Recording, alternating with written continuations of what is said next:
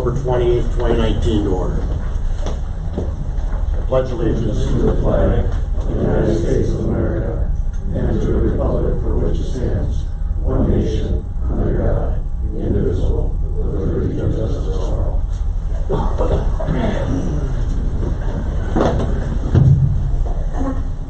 Welcome, everybody. I'd like to get a motion for the approval of the agenda, but before so, I want to go over a few changes. First off, on 4 Alpha, the City Council minutes for October 14th, 2019. You should all have your new change for that. Secondly, what was known as 6 Golf, which is the closed meeting for PID 21.999.0140, will now be known as 6 India. 6 Golf will now be the approval of well number 2 ceiling quote, and 6 Hotel will be water and electric meter project update. With that, the changes indicated, can I get a motion to approve tonight's agenda? So moved. Is there a second? I'll second. Okay, any discussion? Hearing none, all in favor? Aye. Any opposed? That motion is carried. Consent agenda. All items on the consent agenda are considered routine and have been made available to the City Council at least 2 days in advance of the meeting. The items will be enacted in one motion. There will be no separate discussion of these items unless a council member or citizen so requests, in which event the item will be removed from this agenda and considered in normal sequence. Can I go ahead and get a motion for tonight's consent agenda, which consists of City Council minutes for October 14th, 2019, which again is the change, and also for Bravo, which is the resolution approving disbursements through October 28th, 2019. So moved. Is there a second? Second. Any discussion? Hearing none, all in favor? Aye. Any opposed? That motion is carried. We now move on to public comment. Public comment provides an opportunity for the public to address the council on items that are not on the agenda. Comments will be limited to 5 minutes per person. Persons wishing to make a comment must sign up in advance of the meeting on the sheet provided and identify themselves by providing a name and address. Negative comments towards city staff and city council are not allowed. We have 3 individuals that are on the docket tonight for addressing public comment. If it's all the same, I'm going to ask you to all 3 hold, and we'll do that during 6 Alpha, which is the Seesaw 22 improvement project, which comes next. That being said, is there anybody else that would like to address City Council on anything? Hearing that, I'll entertain a motion to go ahead and close the public comment. So moved. Is there a second? Second. All in favor? Aye. Any opposed? Regular agenda. First item on the docket is Seesaw 22 improvement project, order improvements and plans. City Administrator approval. Mayor Hague, members of City Council, before you is the improvement project we held a public hearing for at the last meeting on October 14th. I'll just give a brief summary about the project. We do have our city engineer here as well as some questions do come up. But in general, you can see on the screen, this is the project extent. This is the same that was described on October 14th. Pretty large project. Again, CSA 22 is formerly known as Trunk Highway 112. It has been turned over to the county, so that now it is under county control. What we're looking at is 3.5 miles of roadway that would be rehabilitated in some manner, either a reconstruction project, mill and overlay, or a reclamation project. This does affect 30 intersections in town, so that's a very substantial project for this community. Right now, the total project cost is roughly $13 million, of which $6.5 million would come from local funding. Assessments would be levied per the assessment policy. We have had 4 open house events so far for this project. We will continue that following the Chapter 429 process, which will have some more where adjacent property owners that would be levied assessments would be able to attend. We did hold that public hearing again on October 14th. There is no additional information in the packet from other than what was included in the October 14th meeting. One thing to note, project meets all engineering and intersection safety guidelines. I want to go through a little bit of the timeline and staging aspect so everybody's understanding what sections of the city are going to be construction at what times. Stage 1 would be May 2020 through July 2020. This would include the Main Street, Bridge Street intersection, portions of Bridge Street, Ferry Street, 2nd Street, 4th Street that are in that general area of that core kind of area that we're in right now. Stage 2 would also be in 2020, so the main guideline to look at, which ones are going to be in 2020, which ones are going to be in 2021. That's a good indicator. But stage 1 and stage 2 are both in 2020. But stage 2 would be Ferry Street, so the remainder of Ferry Street up to Elmwood, and then Elmwood basically looking at LaBelle's and going north. That's the 2020 project. The rest of the project, stages 3, 4, and 5, they would all be done in 2021.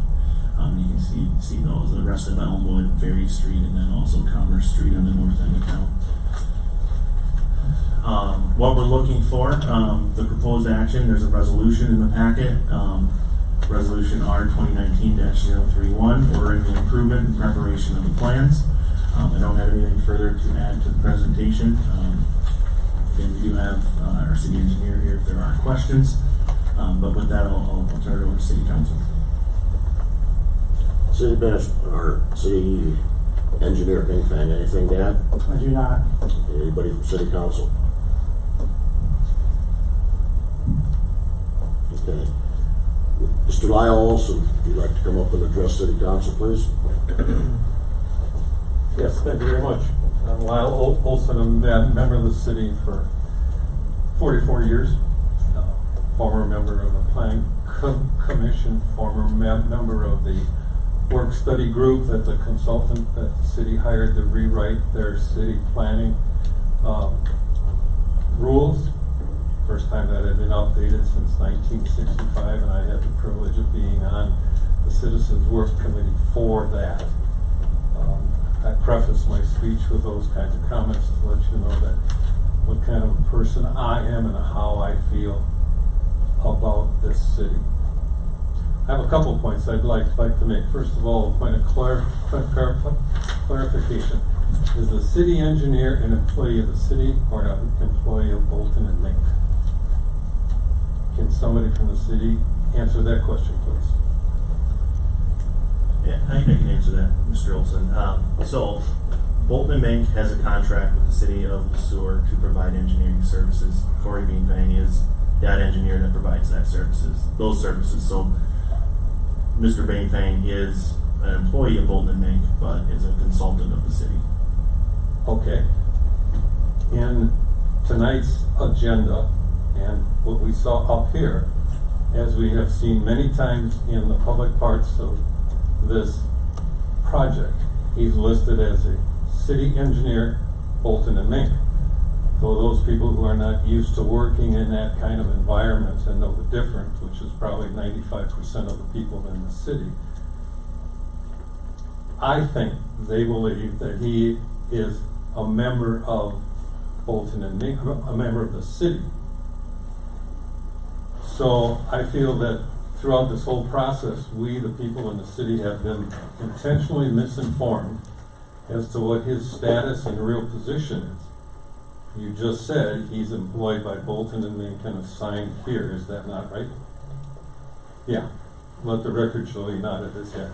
So, I think there are a lot of things about this project that have been equally misconstrued and given out to the citizens for the intent of flavoring the opinion of one or two people who favor this project.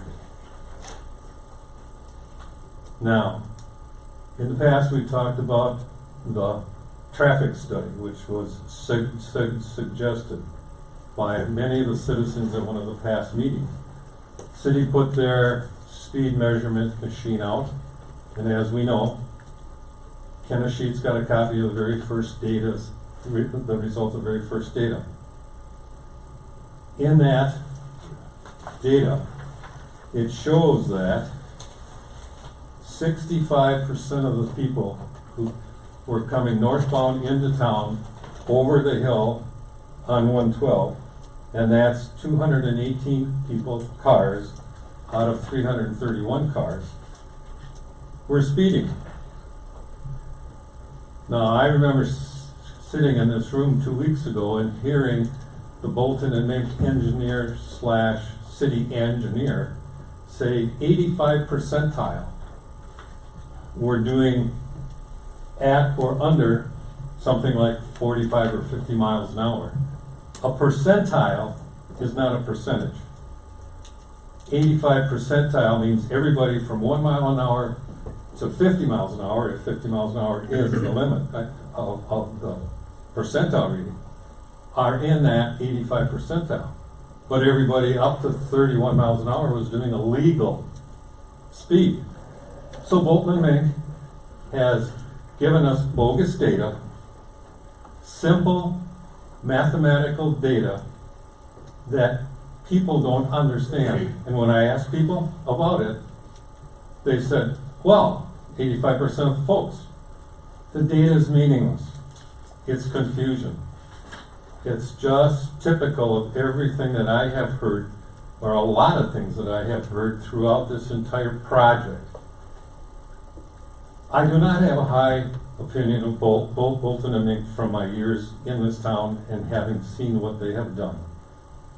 And I think it's a questionable call on the part of the city council and the city administration to continue to employ Bolton and Mink when they have had such a bad record, in my opinion, and the opinion of any other long-term citizens in this town. I cannot believe the data. I hear Bolton and Mink saying, well, this is what we should do. No, it's not what we should do. It's a recommendation based on perfect weather, dry roads, no rain, no snow, no nighttime, never a caveat that says, yeah, this is good for daylight in the summertime when it's not raining, but you gotta take into account what's gonna happen to the stopping distance when it's nighttime, snowing, and all that kind of stuff. Bolton and Mink hasn't told us that. Nobody in the city government has told us that. We are expected, we the citizens of this town are expected to buy hook, line, and sinker everything that's up there on the screen and coming out from there. And I have to say, from my professional opinion, probably 50% of it is misinterpreted and maybe on purpose. Now, you say, well, what does Lyle Olson know? Well, I'm a graduate mechanical engineer. I've been in project development and project improvements for my entire professional career. And as I mentioned at the last meeting, I've worked with companies like 3M, General Mills, Pillsbury, Green Giant, to name just a few. I wouldn't have had the opportunity to work with clients like 3M, especially my last project with them, where we developed a process, a secret patented process for a new product, if I would have followed some of the practices and the behaviors of Bolton and Mink. So, I'm saying I think the project is ill-conceived when it comes to the corner of Coventry and Woodcrest. It's very poorly designed, and the sales pitch that we were given is inaccurate. I highly suggest that you gentlemen find a way to get the right information and get the right answers, and when you do, I would put money on the table that intersection would not be open. Thank you. Thank you, Mr. Olson. Mr. Darrell Lawrence. Good evening, Mr. Mayor and council members. My name is Darrell Lawrence. I'm at 137 Coventry Road. The very first meeting I spoke of that I live there, and you people don't, and the speeding coming over that hill is absolutely horrendous. And I said I see semis doing 50 miles an hour. I see gravel trucks. Bruce, the chief of police, Bruce, disagreed with that. Last time at the meeting, I was here for a bit and I had to leave. You had, and I spoke to you guys about the very first meeting that 90% of the people that are using that road are the same people using it and the same people speeding. is pretty much what I see all the time. Well, he lives there, you know. So there's talk about putting flashing lights up and all that. Now, I don't want to pick on Joe Hicks, but Joe Hicks, he has the shop out there, and what did he tell you guys? Anybody remember? Pop quiz here. He said he comes into town 40 miles an hour all the time. There it is. There's a guy that works out there, he's coming into town. That week, I was off when you guys put that, or the chief put the speed sign with the flashing light. I was painting the window trim, and I could hear people braking. And I thought, why is everybody stopping? I turned around, and I got off the ladder, and I went over there, and here I seen that light. By mid-afternoon, they ignored that. I was off that whole week. I went and stood by Joanne's Street, and I watched them same people ignore that flashing light. They come over the top, 35, 40, and they ignored it. Now there was talk about putting a flashing light up on the top, and Joe Hicks said that works really good. It doesn't. I can tell you it doesn't, because they're gonna ignore it. We put up really nice lights at work for the forklift, and we just put blinders. We don't even see them anymore. That's what's gonna happen to that light. And we're real concerned about opening that road. I told you in the 19 years we've been there, I don't know how many people, Daryl Colton told you too, that these people get coming down Coventry and they get to speeding, and then they hit that little lull right by his place, and then they hit the brakes, and then they're up against the barricade, and then they come pounding on my door because they see a four-wheel drive truck, and I drag them up. I don't know how many people I've drug off the barricade. My boy, when I told him they were going to open it, he said a lot of choice words, but he said, that is absolutely crazy. He said, Dad, he said, they're going to come over that hill, they're going to hit the brakes, and where are they going to go? And I said, well, they're going to go and bounce across the curb. He said, yeah, if they don't get hit by one of them semis coming over the hill at 50. Now, he grew up there too, you know. But in closing, I'd like to keep you guys all in mind that I bought a house on a dead-end road for a reason. I think if I do some digging, there's something that says if you deface the value of my house, you got to pay. And you will be defacing it by opening that road up. So just keep that in, keeping that in mind. But you gotta keep in mind the sun in the winter and in the fall. That sun looking up that hill is gonna be bad, when you're looking up that. So we're just trying to put out the points here. Thank you. Thank you, Mr. Lawrence. Ms. Kenny Sheets?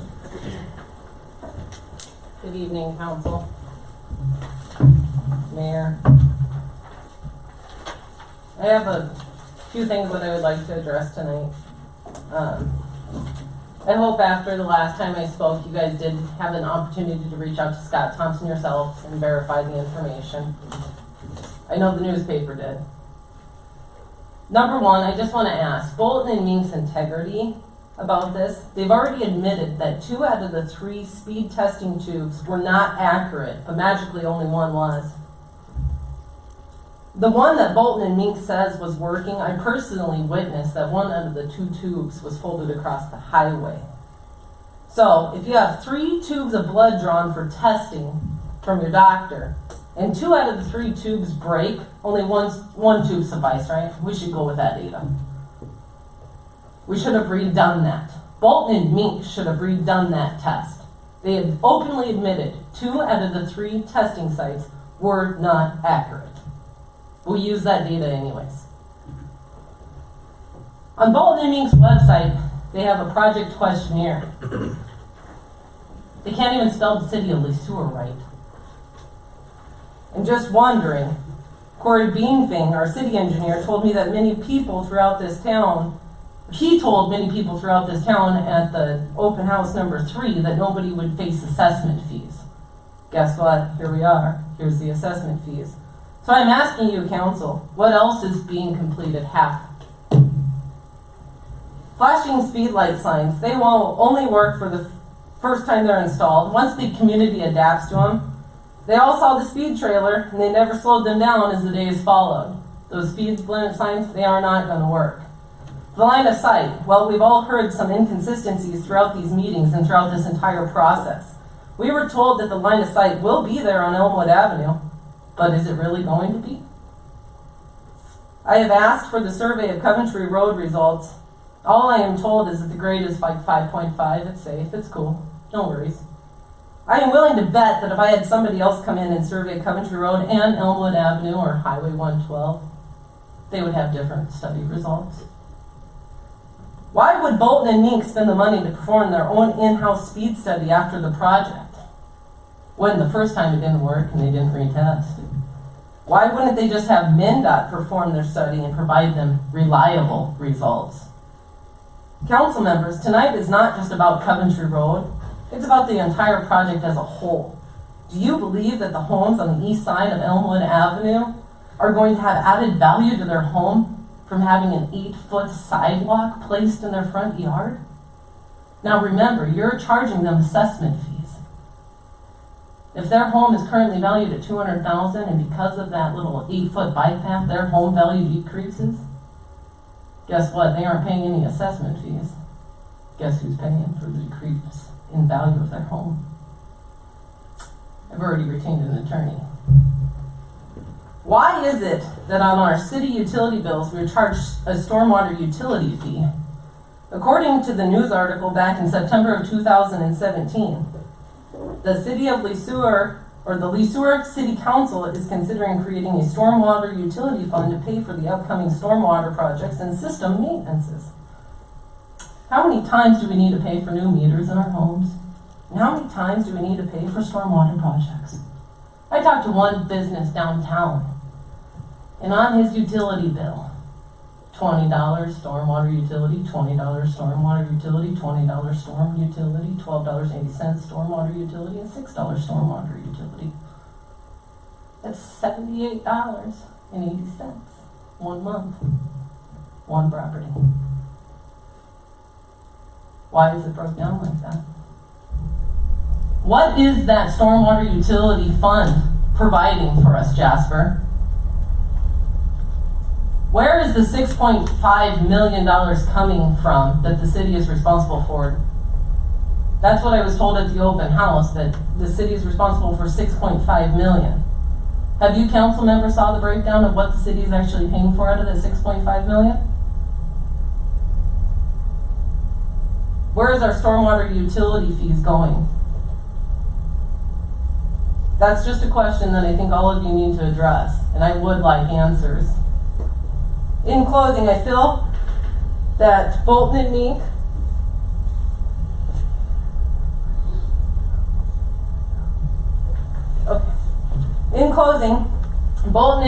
has failed the city for their professional advice or guidance to make certain projects happen. They have failed to perform proper studies or analyses as part of this specific project, and yet they are receiving 15% of the total project cost for commissions, when yet the standard project engineering companies are only paid 10%. Let's not forget about Morningside and the other projects that they have failed us on. And if the driving of Coventry Road is emergency personnel, who here is a firefighter? Who here is a police officer? Who here is on the ambulance? I didn't see any of them at the last meeting either. So if they really want this road open, why isn't their presence here? Why aren't they speaking? All you guys have heard is how Coventry Road needs to remain closed. And I'm asking you people, it's not just about Coventry Road. Is this city really making the right decision right now? Look at this project as a whole. You are charging people assessment fees. Sean Kirby, you live right down my road. We're facing them too as soon as they redo Coventry. I mean, we're all going to face it. We're all facing the assessment fees of the new school project. We don't know if they're $23 million. We don't know if it's going to be $50 million. You're trying to bring people into our community, but you're making it unaffordable for the average person. People aren't going to be able to afford here. What amenities do we have to offer? Where can we go in this town to buy a 7-year-old a pair of socks or a pair of underwear? Where in this town can I go buy my children a pair of jeans? Where can I go have an American food dinner without going to the bar with my kids? What amenities do we have to offer to draw people in here? We are becoming unaffordable with nothing. And remember, this is a conversation, so when I ask you questions, y'all can nod your head to say I'll get back to you or do something. I think it's absolutely ridiculous that the city is even considering this. When I asked about the bike path ending at 115, oh, I'm like, well, we gotta go smell the poop plant. Kid, it smells delicious. Have y'all driven there? It's disgusting. I smell it at my house on Coventry at night when they open the doors when that plant wasn't supposed to stink. And I'm told that it's part of a future project because then we're gonna go down 115 and we're gonna loop it around as Ottawa. So how many times are we gonna get assessed on that? I'm just asking, where does it end? Originally, this project was the county received money to take over this highway, and now we're at a point that it's ridiculous. And quite frankly, I'm really sick of the eye rolls and the I'm not being heard comments, and I'm looking right at you. You told me if you lived on my street, you would be doing the same thing, Jasper, at the last open house. I'm tired of the disrespect. I'm tired of our city hall not employing city citizens. I'm tired of decisions being made for our city by people that live in Prior Lake. Thank you.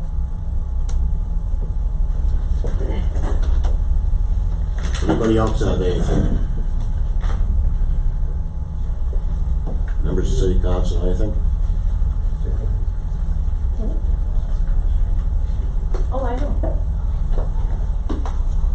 Can any one of you guys answer as to why that our road, Coventry Road and Elmwood or 112K CSHA 22, that was all surveyed?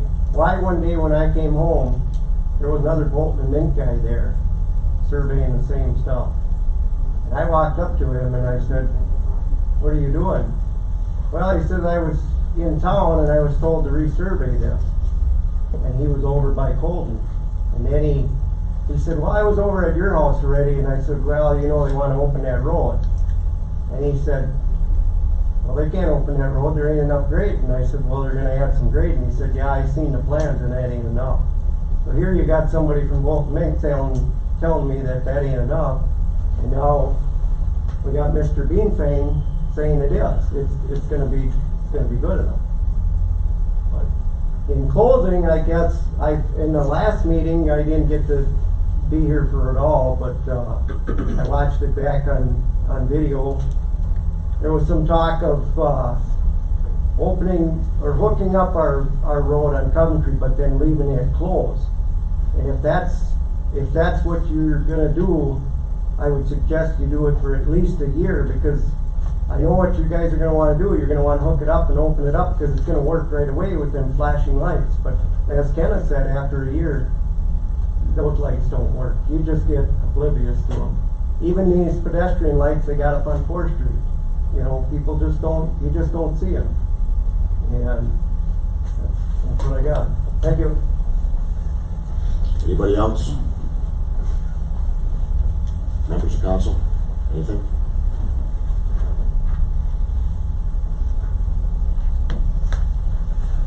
Mr. Mayor, if I may please. Kenna made the point of saying that this is supposed to be an opportunity for a conversation. All of these meetings here where the people of this town have spoken was supposed to be an opportunity. And I believe Mr. Mayor and Mr. City Administrator, you both agreed as you sat there and looked at us that this would be a conversation. Did I hear a conversation tonight?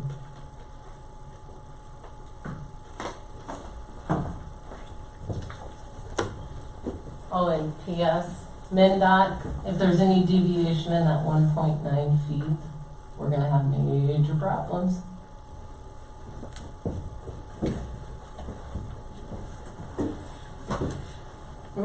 Anybody? In the 1.9 feet coming out of 112, if we read up above it all. Entertain a motion for city council to approve resolution R 2019-031 ordering the improvement and plans for the CSA H22 improvement project. Please. Can I have Mr. Big Pen come up?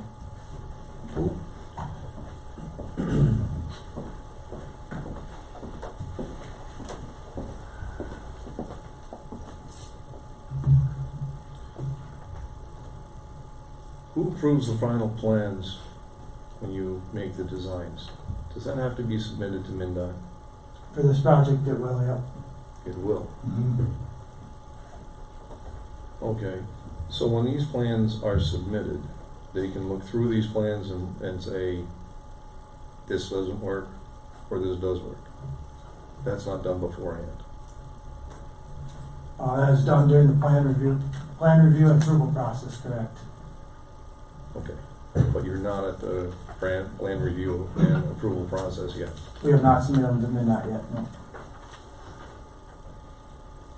So on our end, it's a matter of approving something that hasn't been approved by the state yet. Yeah, I guess but knowing where you're going with your question, so the way that this project's structured is that the turnback has designated this road as county state aid highway, and the intent of the county is to build this to state aid standards. The funding's already been set aside through the turnback, but the intent is that this will be a county state aid road in the future. And so with that, there are certain standards or provisions that are necessary to be met: lane widths, shoulder widths, things of that nature.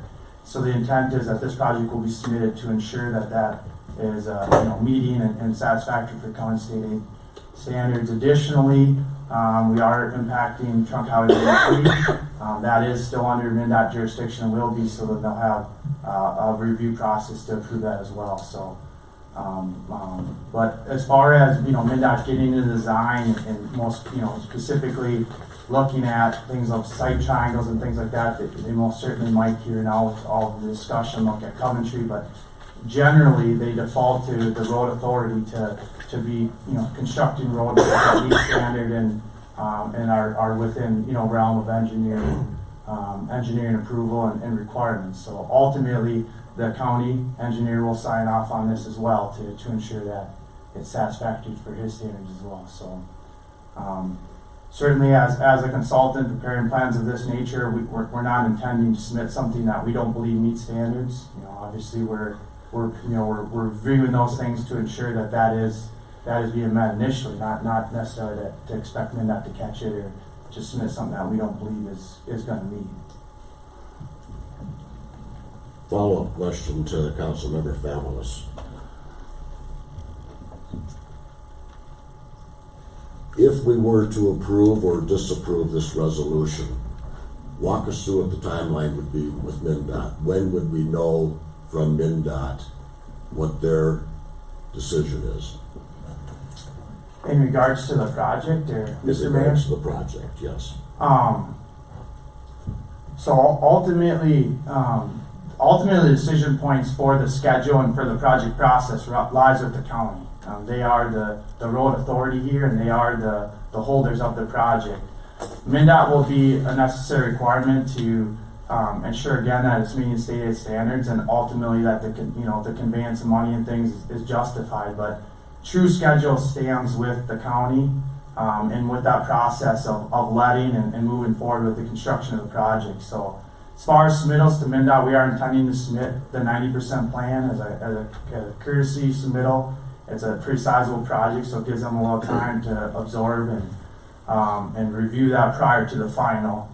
Makes that final submittal a little bit easier. So overall project schedule that we're structuring under is this 90% end of October, which we're just a few days away from. And then there'll be a review period, and then we're looking for 100%, or what we call the final. That'd be before Christmas, with intent then that we'd be advertising in January and opening bids in February, and then moving for construction this spring. So that's the schedule as we're proceeding. The intent of this project is the turn back moves forward. You know, the money's been dedicated. It's been designated as a CASA highway, and it's notably in need of repair. So that's the intent of the county. I think, you know, the project wants to move forward. It needs to move forward. And as far as if council, you know, I guess wants to table the approval of the improvement, I think notably we would continue on the schedule through the, you know, standpoint of delivering this project to meet the schedule of the county and ultimately that letting period. So I don't know if tonight the approval of the plans is necessarily a schedule critical step. It certainly is from a project process and certainly is from the city's share of the cost and the assessment. But I think tonight we would, you know, regardless of that decision, we'll continue on schedule to ultimately meet that letting and bid date. I hope that answers your question, Mr. Mayor. It does, but I just want to go on to another question here now. So to be clear, we do not do anything.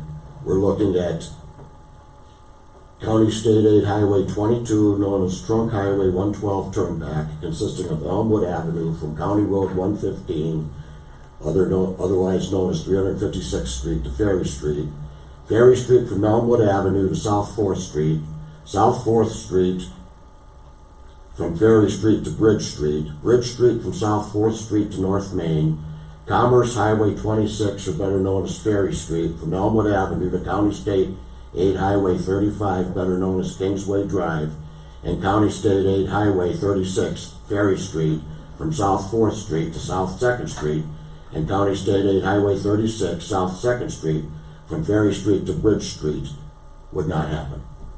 Yes or no? City Administrator Krugel. I can chime in a little bit here. So this process is really linked to the 429 process, this resolution and everything. So following that process, we have a project process for that in a timeline. That's what this resolution really does. It satisfies one of the checklist points of the 429 process. The actual project itself will move forward no matter what, because it's a county project. It's whatever we do, for the most part, isn't contingent on what the county's going to do. They're going to do their project. This is really for that 429 process. So if no action is taken tonight, the county will continue on with their process. This won't derail the project, and Corey, feel free to chime in. But it is an integral part of the 429 process. And that's to stay on track with that. There's a bunch of checkpoints, and this is one of them.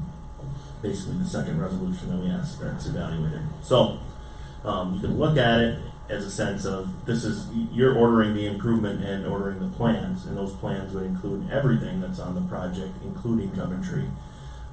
If you want, you can modify this to not include that intersection if you want. You can have it changed so that it's included, but then as City Council, as I stated on the 14th, Coventry is a local road. City Council has the authority to close that road at any time they want. So the work could be done. If City Council feels that road is unsafe, they can close it. It's fairly simple. But as far as derailing the project itself, not taking any action tonight won't derail the project. What it'll do is it'll delay the Chapter 429 process. And for the benefit of those that are in attendance, what exactly is the 429 process? So Chapter 429 of the Minnesota State Statutes is the mechanism that allows the city to levy special assessments against properties that show some sort of benefit to their property due to a project the city has. May I state something? Please step up to the podium, please. So this 429 process, correct me if I'm wrong, please do, because I don't know about the 429 process. But it was in July area of 2018 when this project was originally spoken about, correct? That sounds about right. Correct me. It was before that. Okay, when? I'd say in 2016, when I first started here, Okay. we were talking about it. Okay, so my question is in July of 2018, there was a draft for this special assessment 429 that was just approved in July of 2019.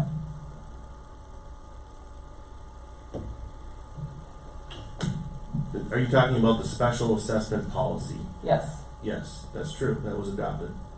So was that adopted just for this because you wanted to try to compensate, or? The city of Sueur has always had an assessment policy. Correct, but what changed?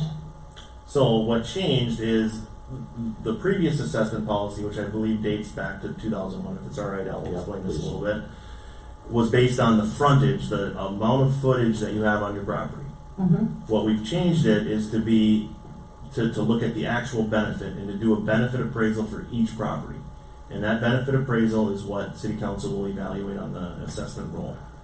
So instead of saying you have 100 feet and it's $100 a foot, now it's, you have this specific property, what's your benefit to your property that a certified appraiser will tell us, and then that's what city council will evaluate. Okay, and who is this appraiser?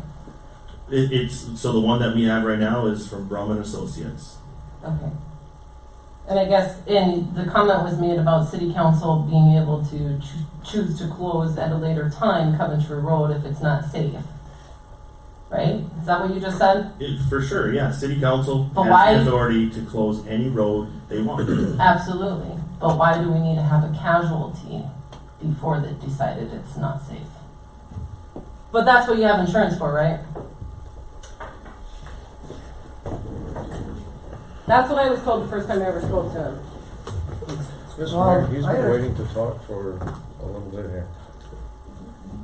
I had a question that, could start with Mr. Bean saying, is that 8-foot bike trail walking path, that's gonna start at Charlie's, by my neighbor Charlie, by across from Turtle? No, at Ferry. Well, that's gonna start down at Ferry? Goes from Ferry Correct. to County Road 115. Okay, all the So, way. we're down to 56. Who maintains that 8-foot bike path? That's gonna be a tar bike walk trail? If I may, Mayor. City council recently adopted a snow removal policy. So for trails, all the trails in the city removes the snow and ice from that. We maintain the surface as well, as we do with every other sidewalk in town. So does that answer the question? Who maintains it? City does. Yes, we weren't real clear on that the last 3 meetings. Yeah. The other thing I wondered was, aren't you supposed to keep your own snow off the sidewalks?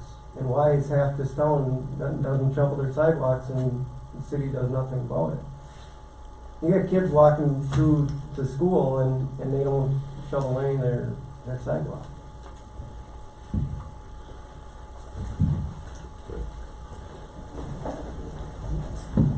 Councilmember Sullivan. Corey, this question is gonna be aimed towards you. Just curious if we heard earlier tonight that there was a secondary study survey done. Can you just explain that a little more and maybe explain why there was miscommunication, or if you are aware of the miscommunication that may have happened in saying that the slope wasn't, or the grade wasn't gonna meet what the presentation you're giving us is? Yeah, I guess to speak to the survey initially first, when we conducted the survey on 112 Elmwood Ave, we did not survey up Coventry. We surveyed approximately to the right of way, so this general 50 to 60 foot off of the roadway of where the improvement was planned. Through that request, we went back out and we collected topo on Coventry. That's included in the packet very clearly there on the figure. There's no fabrication of those profiles. It's exactly as collected and then input into the design software and slopes assigned. And there's a number of slopes along there that you can obviously determine and reduce yourselves. To speak to an exact conversation from the supposed gentleman at Bolton Mink, presume it to be the surveyor, and as far as what the context of that conversation was, I couldn't begin to quantify or begin to describe. It wasn't there, and I guess I apologize if there was a discussion that was misleading. That certainly wasn't the intent, but everything that's been provided tonight or in the packet previous is related to that effort, and it is the best interpretation that we were able to reduce for that information. So is it possible, I mean, I don't wanna put words in your mouth, was he a part of the project as a whole, or was he just assigned to do that secondary survey that was requested by us? Yeah, it's really difficult to say. If it was a gentleman that was in a Bolton Mink truck, as a firm, those are reserved for survey crew chiefs. So I can only imagine that, that's what his role was on the project. Certainly a representative of Bolton Mink, and there to complete a task. And if that truck was on Coventry, the task was to collect that existing condition of Coventry. So, what additional conversation or context, I guess I can't. But I guess maybe to clarify my question. Yeah. If you were assigned to do a survey, would you always be in the loop on every part of the other aspects of engineering that's happened for a project? In this scenario, we asked for a survey to be done of the intersection of Coventry. Would he 100% guarantee to understand what is completely happening with the 112 project? The answer would be typically not, and then to further that, that role or the qualifications of that role wouldn't be sufficient to weigh in, certainly on engineering standards. Thank you. Councilmember Families. Right. So I had a train of thought that I was going through, which is the whole reason why I asked him to come up and talk. And if they have to present their design plans to MnDOT for final approval, I mean, it's just like any other design process. I design something to build, I have to take it to the city. The city has to go through the process to make sure that what I design is going to meet the standards to be able to do what I'm going to do. Bolton Mink has to do a design for the city, or sections of the design for the city, for the county, but yet that still has to be presented to MnDOT. So the question with this is when it comes to the standards, when it comes to this project,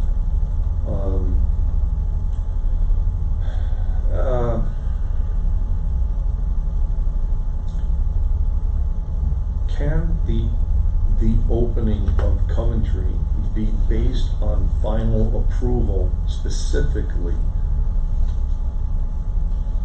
of MnDOT's ruling?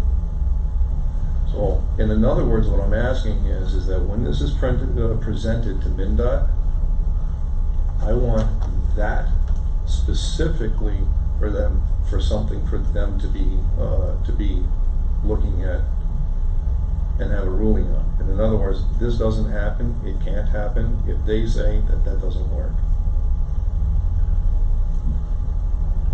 I can answer that and just say they'll do that already. So Well, no, I want that as, if I were going to vote on something like this, if I were gonna put something out there for this, that would be something that I would actually want to see come back that says that works.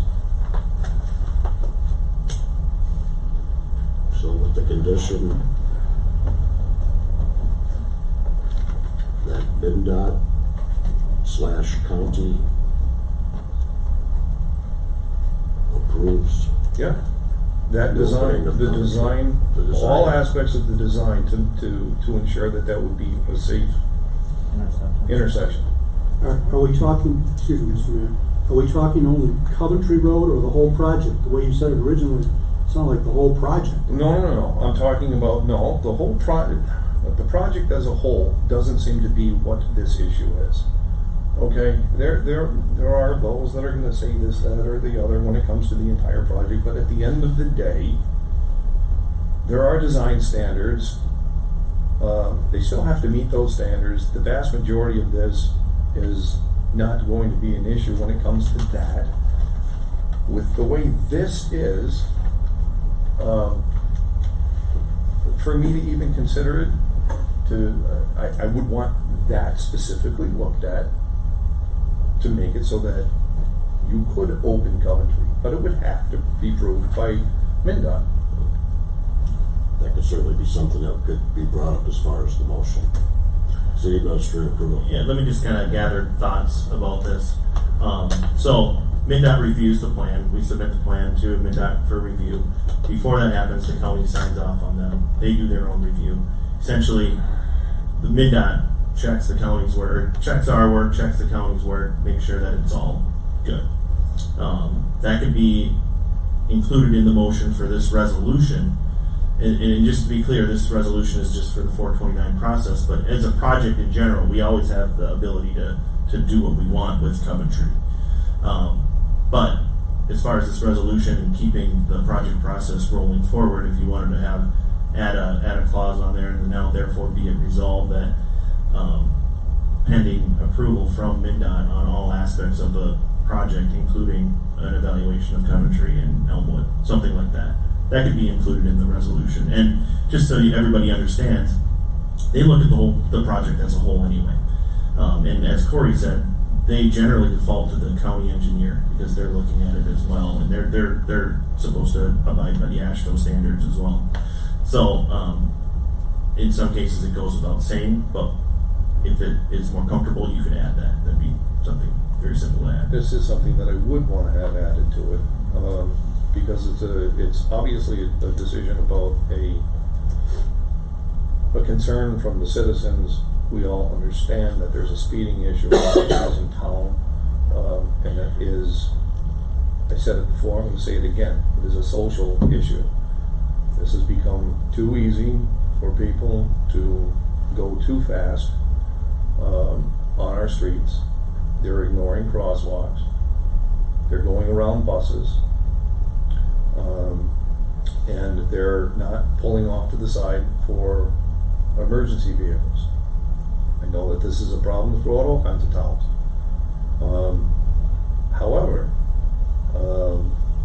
we live on a town that is full of hills. It's called the Valley of the Jolly Green Giant for a reason. We didn't buy property in the flatlands, and anybody that's ever lived on 2nd Street that has to pull out onto either Bridge Street or Swan Street, you learn really quick in the wintertime that you don't pull out on Swan and go up towards the school. It doesn't work very well. You go around, come back up where Ferry Street is.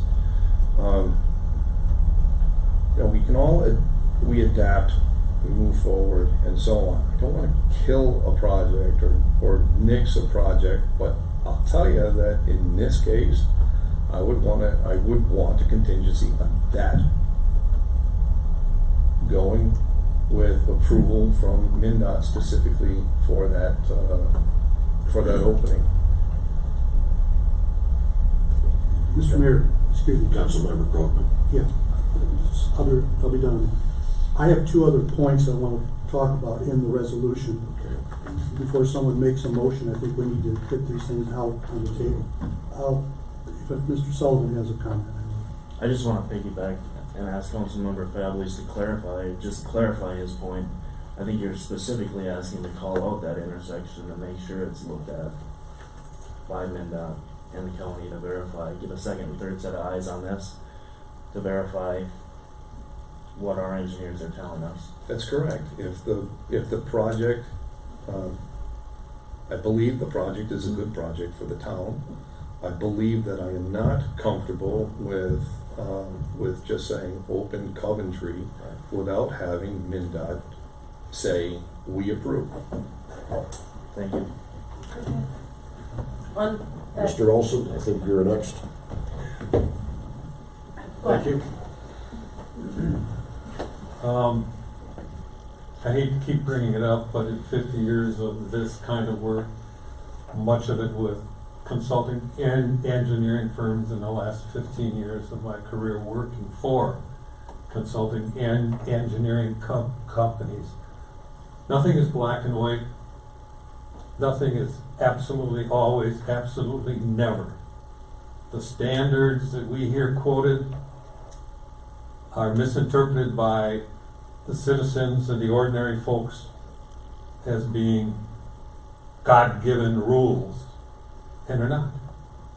We're all human beings, we're all fallible, we all make judgments that at times can be wrong because we didn't understand, we didn't take the time and effort, and I speak from experience, we didn't do our due diligence to gather the information. In my career, I had one opportunity when I worked for a consulting firm to be involved in a lawsuit brought by the owner of the company, for a developmental project that we did. When it came to court, the court threw out the case and said we were not neglectful in our duty because we proved to the court in our court written correspondence that we did not agree with certain points, and that the owner of the project, the owner of the company, agreed with those points.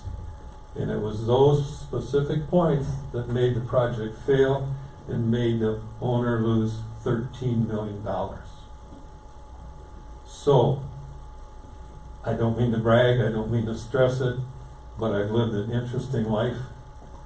And when you get called to go into court and give a statement on a $13 million lawsuit, you better have some pretty good confidence that you and your team have done the right kind of job, and there are no questions that are unanswered to the correct extent that an answer should be given. Thank you. Ms. Sheets? Just a quick question. Thank you, Mr. Fowlis, for saying that. My question is part of your contingent on MnDOT approval, are you going to have them say at the 30 mile an hour, the 40 mile, or the 45? Because at this time, last I knew is we were kind of waiting until after project completion to ask what the speed limit should be at that intersection. Are you going to have them address the different speed limit potentials there? City Administrator approval. The roads are designed already for speed limits and beyond the speed limit. Mm-hmm. Okay, it's designed for 30 mile an hour, but it's actually also designed for 40 mile an hour. That's generally how they're doing it. Okay, it's like as a builder. When I was building, which I did for 25 years, design and build, I didn't build things or design things to meet the minimum standard, because you never know whether or not they're going to put additional loads on things, okay? You never know how much load is going to wind up being on the roads, which we believe that everything that they're doing is being designed for that speed limit, okay? Can I put a contingency on that? No, because some of this is putting contingencies on stupid people doing stupid things. And but it's not how many necessarily things are- stupid people. It is. It's people. It's weather. No, it's people driving faster than what they need to drive. It's people not recognizing when the weather conditions are bad that they need to drive different. You know, it's whether or not they've got decent tire tread. It's the type of treads that they have, if it's appropriate for the weather conditions. It's how fast they're driving. It's whether or not their brakes are any good. You know, that really comes down to people knowing their own vehicle, their own reactions, and how bad the weather is. And that's how all roads are designed. One of the things, we have the ability to be able to, heck, we could be petitioned and city council could sit and discuss dropping the speed limits inside of the neighborhoods. Because I'm hearing about That would be great. neighborhoods where they're flying through the neighborhood. Yeah, it should be 25 in residential. And that's just it. We have the opportunity for later on, not in this project, but we have the opportunity to have these discussions. Maybe some neighborhoods need to be slower than others.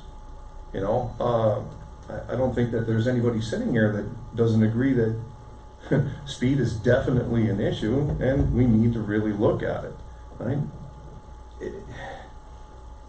You also have to start reaching out more and talking more about these bad, lackadaisical driving habits that people have gotten into. Right, but Still it's working on standard. cell phones and so on. It's standard, but you can't design for stupid people. You have to design for what the conditions can be, are. Yes, I've heard in a perfect condition, but even in bad weather is not a perfect condition. This is an exchange, we've had the exchange, this is what as I'm leaning towards it, as I'm looking, you asked, and I've said, I have to believe that the design specifications are for 30 mile an hour, understanding that people are going faster than the speed limit. They are not following what the speed limit rules are for that by right. I feel that if you're going that fast, you should be ticketed. I feel if you had more tickets handed out, then maybe people would slow down. I understand that, but not everybody is stupid, as you worded. You know, there are some moms that are a mother of 4 that is a single parent that can't afford stuff, and they haven't driven that specific road, and they come over that hill and they accidentally slide in there. That's why they're called accidents. It's not stupid, it's not ignorance, it's called accidents. And I think we could have chosen a different word besides stupid tonight. Councilmember Broken. Yes, I'm going to ask the city administrator, perhaps Mr. Boucher, to answer these questions. In the resolution, and the where and what resolves, in the resolution itself, number 3, such improvement has no relationship to the comprehensive municipal plan. I don't understand, and I apologize for not bringing this up sooner. Everything we do has a relationship to the comprehensive plan. Why is that language there?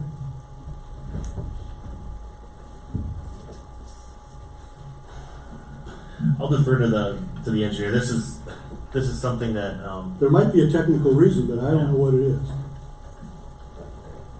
As far as the template of the resolution goes, the local guidebook of 429 references the exact language in the now therefore be resolved. The exact definition of the intent of that sentence, I guess I can't answer for you. I would agree with you, Noel. I mean, this is heavily related to the comprehensive plan, so we should look at that. I mean, honestly, it should say it's related to the comprehensive plan. I wonder if there was a typo. Okay. Last one. Keep in mind, the intent of this resolution involves the 429 process. It's not mentioned in the resolution. It talks about bonding, but it doesn't talk about a 429 process.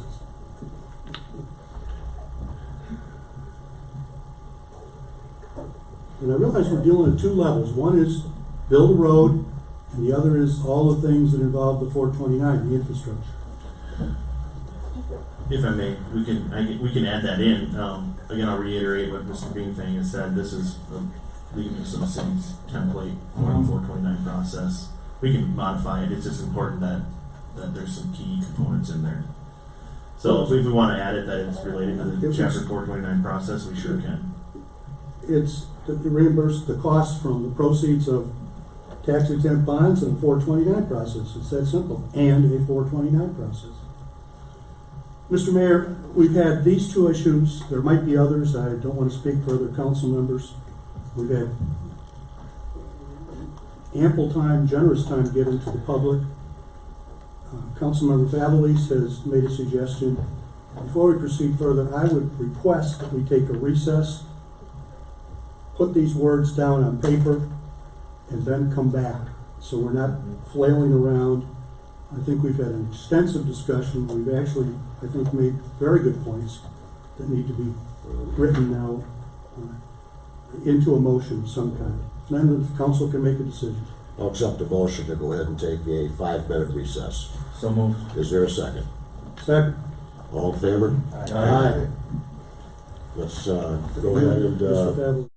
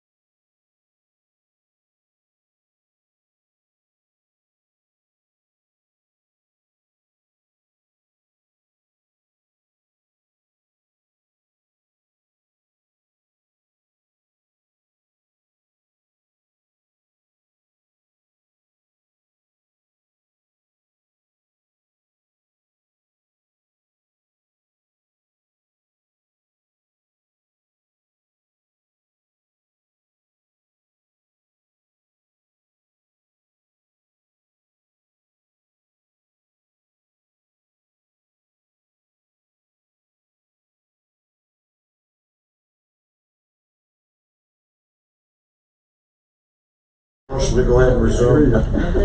So moved. All in favor? Aye. So everybody now has City Council Resolution Romeo 2019-031. If you don't have it, it's available. There has been some changes that have been made, most notably the fact that we definitely want to make sure we consider what goes on with our comp plan, because that's how we operate in the city. Everything goes through the comp plan. We also added the fact that approvals contingent on Minnesota Department of Transportation MnDOT plan review and approval with specific review of the Coventry Road and Elmwood Avenue intersection. Any items not approved by MnDOT will be removed from the final plans. That said, I'll entertain. Number 5, listen. Number 5. City Council declares its official intent to reimburse itself for the cost of the improvement from the proceeds of tax-exempt bonds and special assessments levied using guidance from Minnesota State Statute, Chapter 429. Now, with that said, and these additions are made, I'll entertain a motion for the approval of Resolution Romeo 2019-031, ordering the improvement and plans for the CSA H22 improvement project. So moved. Is there a second? Point of order. Any discussion? A point of order. According to Robert's Rules of Order, you have to listen to it. I didn't hear a call for discussion amongst the council members, and that's in your rule of That comes order. after the second. That's exactly where we're going right now. We have a motion, we have a second. Is there any discussion? Hearing none, all in favor? Aye. Any opposed? That motion is carried. On behalf of everybody that's here on attendance, thank you for your patience. Hopefully we got this right now, so we appreciate you guys being here and helping us along the process. Thank you. Question, sir. When will we know what the result of I this is? do not know the answer, but as soon as we have the information from MnDOT and the county, we will certainly share it with the I public. don't mean to offend you, sir, but we've heard that answer many, many times on this project, and the city administrator has said that many, many, many times to people who have asked him Do questions, we have some any of us idea? being part. Can we have a date, like at least 30 days, 60 days, 90 days?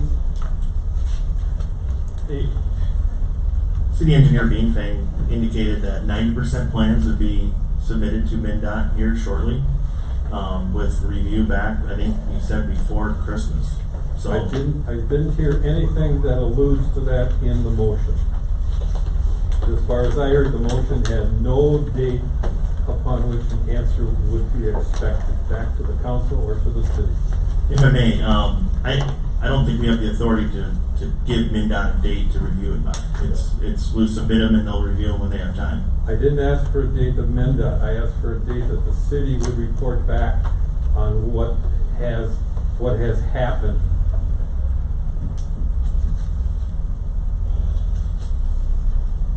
I don't have a date. 60 days after. We'll report back, administration will report back to City Council as soon as we hear back from MnDOT. Can I make a request that this be an agenda item once we get that back? Sure. You certainly can. Entertain for future agenda. Okay. We now move on to line item 6 Bravo, the Q3 financial report for 2019, city administrator approval. Mayor and members of the City Council, included in your packet is the Q3 report that Finance Director Dowd has compiled. He will go through the presentation on that report. Yeah. Director Dowd, how are you this evening, sir? Good, how are you, Mayor Hague? Good to you. Thank you for the mayor and members of the city council for allowing me to speak tonight. When we go through the third quarter report, please stop me if you have any questions so we can discuss those right away, so we don't miss any throughout the report. So, we'll start with the general fund cash balances. This is a graph that I always provide on the quarterly reports to kind of show where we've been, where we're going, and what the kind of trends are over the past 3 years. The blue line is 2016, orange line is 2017, green line is 2018, and then this current year 2019 is in purple. Overall notes, so you'll see a decrease in our cash balance in the general fund from Q2 to Q3. So we were on the same trend, Q1, Q2, and then Q3 we had a dip in general fund cash balances. This has to do with the number of projects the street department did this year. and the number of budgeted dollars that they use. So the street department always uses the most dollars for their budget in the summer months. That's July, August, and September. So most of their budget dollars are spent during those 3 months. So that is why the decrease in cash balance happened in this calendar year of 2019. We did not do as many projects in 2017, 16, and 18 than we had done in 2019 with dollar amounts. We did a lot of street maintenance this year. We really focused heavily on that based on the council's direction. Put a lot of money into those things as well. So that is a large dollar amount that, you know, may have, and we'll talk about in the next slide a little further, but it was about $150,000 over budget for the year so far at year-to-date budget. Overall, the fund is operating as intended, and the street department will not be doing as many projects now that the winter is coming along and temperatures get colder. So the cash balance should increase as intended. So on page 2, this is the general fund income statement. So this states the revenues and expenses by department, and along with the revenues by sources. So main changes or main items that we need to hit on are always taxes and intergovernmental. We always talk about those because those are based on timing. We only get those payments twice a year. The intergovernmental comes in December and July, and taxes come sometime in May-ish, and sometime normally in October or early November. So just today I received the section half tax settlement, so that'll be on your fourth quarter report or the audit financial statements when we see those. So those things are just, again, seasonal items. Number 2 here has to do with franchise fees. This is based on the council's direction to reduce the franchise fee. So we did that back in 2019 for MediaCom, or 2018, sorry, the council's decision to reduce that franchise fee for 2019. My apologies. Otherwise, that's the main things. I guess investment earnings, we could talk about that quickly. We've been significantly investing our money as best as possible to earn as much return on those dollars as we possibly can. So, which has been a greater direction from City Administrator Krugel and myself as the finance director here to get more bang for our buck as we can in the market. So, with increased interest rates, 650%. correct. That's what I mean. So we've upped them significantly from what we thought budgeted for, which is a great thing for the city. Number 4, we'll talk about that one quickly. That has to relate to accounting. That's in my area. It has to do with paying AEM's financial solutions for 6 months, which was unbudgeted for, which has to do with financial services that were provided to us. Otherwise, we had audit timing, which happens at the beginning of the year. We pay for it at the beginning of the year, but it's budgeted for all quarters, along with, I guess that's about $10,000 at this time. So those are just, again, timing issues with that. Everything else is right on budget where it's supposed to be at, so just those 2 things where they should even out as the year goes on, and the only thing that's going to be undone is that paying AEM financial solutions. So, And to be clear, we're done with our arrangement now with AEM. that is correct. Yes, So that we was won't see done. anything in the fourth quarter. That was done in June, so nothing happened in July, August, and September. So, number 5 has to do with planning and zoning. That has to do with 100% of engineering time and planning time. So that's consultant time, 100%. The difference in the budgeted is we're significantly over in engineering and planning time than we thought. We also have done a lot of planning and engineering consultant work during the year that is related to planning and zoning. I know City Administrator Krugel wants to time on that. If I may just chime in a little bit, this is a good thing. We generally budget using the previous years. When we have a lot of activity, which we do right now, which is a good thing, I think, in my opinion, then those consultant fees, those plan reviews, those questions that come in from developers, that increases our consultant fees. So that's a big contributor to this. We've included that in the 2020 budget to say, well, maybe this trend is going to continue, so we can then budget a little bit more for that. Well, we also want to make sure that we understand that we completely rewrote the planning and zoning ordinance, and that took an awful lot of resources there too. Correct, yeah. So that was a long, over a year process. Yes. Okay, those are good questions. Great. Streets and parks. Again, I mentioned that earlier. You're about $150,000 over as a year-to-date budget. Again, they don't do as many projects in the fourth quarter, so those should even out for the rest of the year because just the number of dollars spent in that third quarter is always the heaviest. Otherwise, unallocated expenditures was way under budget. We haven't spent that money yet, which is great for the general fund. And then the insurance is a little over budget, and that has to do with timing again. Those are one-time payments that we make in the first/second quarter. sometime around the March or April time, and then we budget those for the whole year. So that should be right on schedule, maybe just a tad over based on insurance premium adjustments at the end of the year based on how much we've used. So if we use insurance a lot, they may have us pay a little more. If we don't use it, then we get a refund check back. So it just happens overall for the League of Minnesota Cities Insurance Trust. They always give us either a check back or we have to pay an additional premium. Same thing for the work count. It's one other component that it's related to is what somewhat catastrophic events happen in other cities too. So if another city that's in our group has a wastewater treatment plant burned down, then our dividend check at the end of the year is less. So it's not contingent 100% on our, I guess, history, but it's contingent on what happens with other municipalities as well. So we hope that nobody runs into those types of issues. And regarding the workman's comp, we're gonna know that information prior to finalizing our budget, correct? Just to make sure I understand that process. So right now, I believe those have been submitted to Canopy Group, who administers that. We might not have them before Wednesday, the Personnel and Budget Committee meeting, but we will have them by the time the budget's adopted. So the full council will be able to have that information. Correct. We hope to have it by the first review by the full city council of the budget in November. Any questions on the general fund income statement? I have a quick question.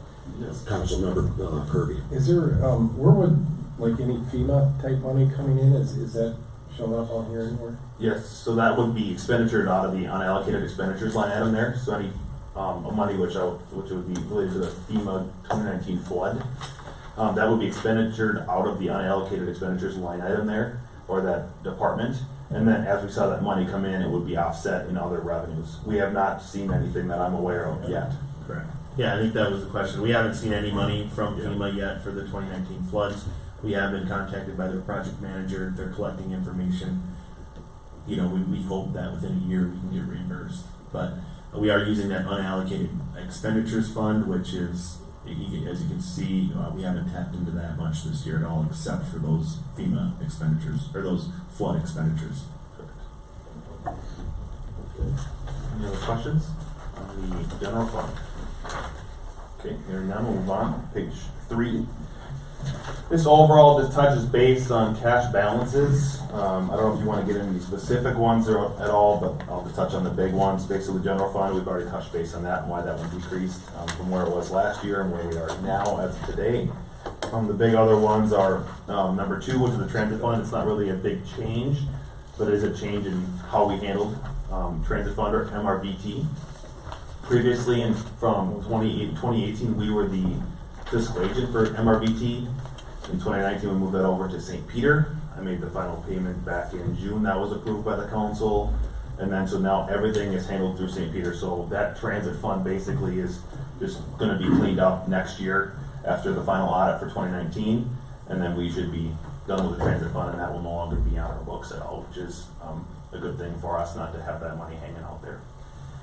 Otherwise, the big things are, we'll touch base on number 4. That is the approval of the sidewalk reconstruction pavement management capital improvement fund combination that we did in 2018. So that's why you'll see a big change there from the end of the year, or from last year to this year. We did approve that in October of 2018. 6, 7, 8, and 9 all relate to the utility funds. As you can see, the improvement in the water utility fund has to do with analysis and planning for the future. We are doing in that water fund. It's up $614,000 from where it was last year at the end of the year.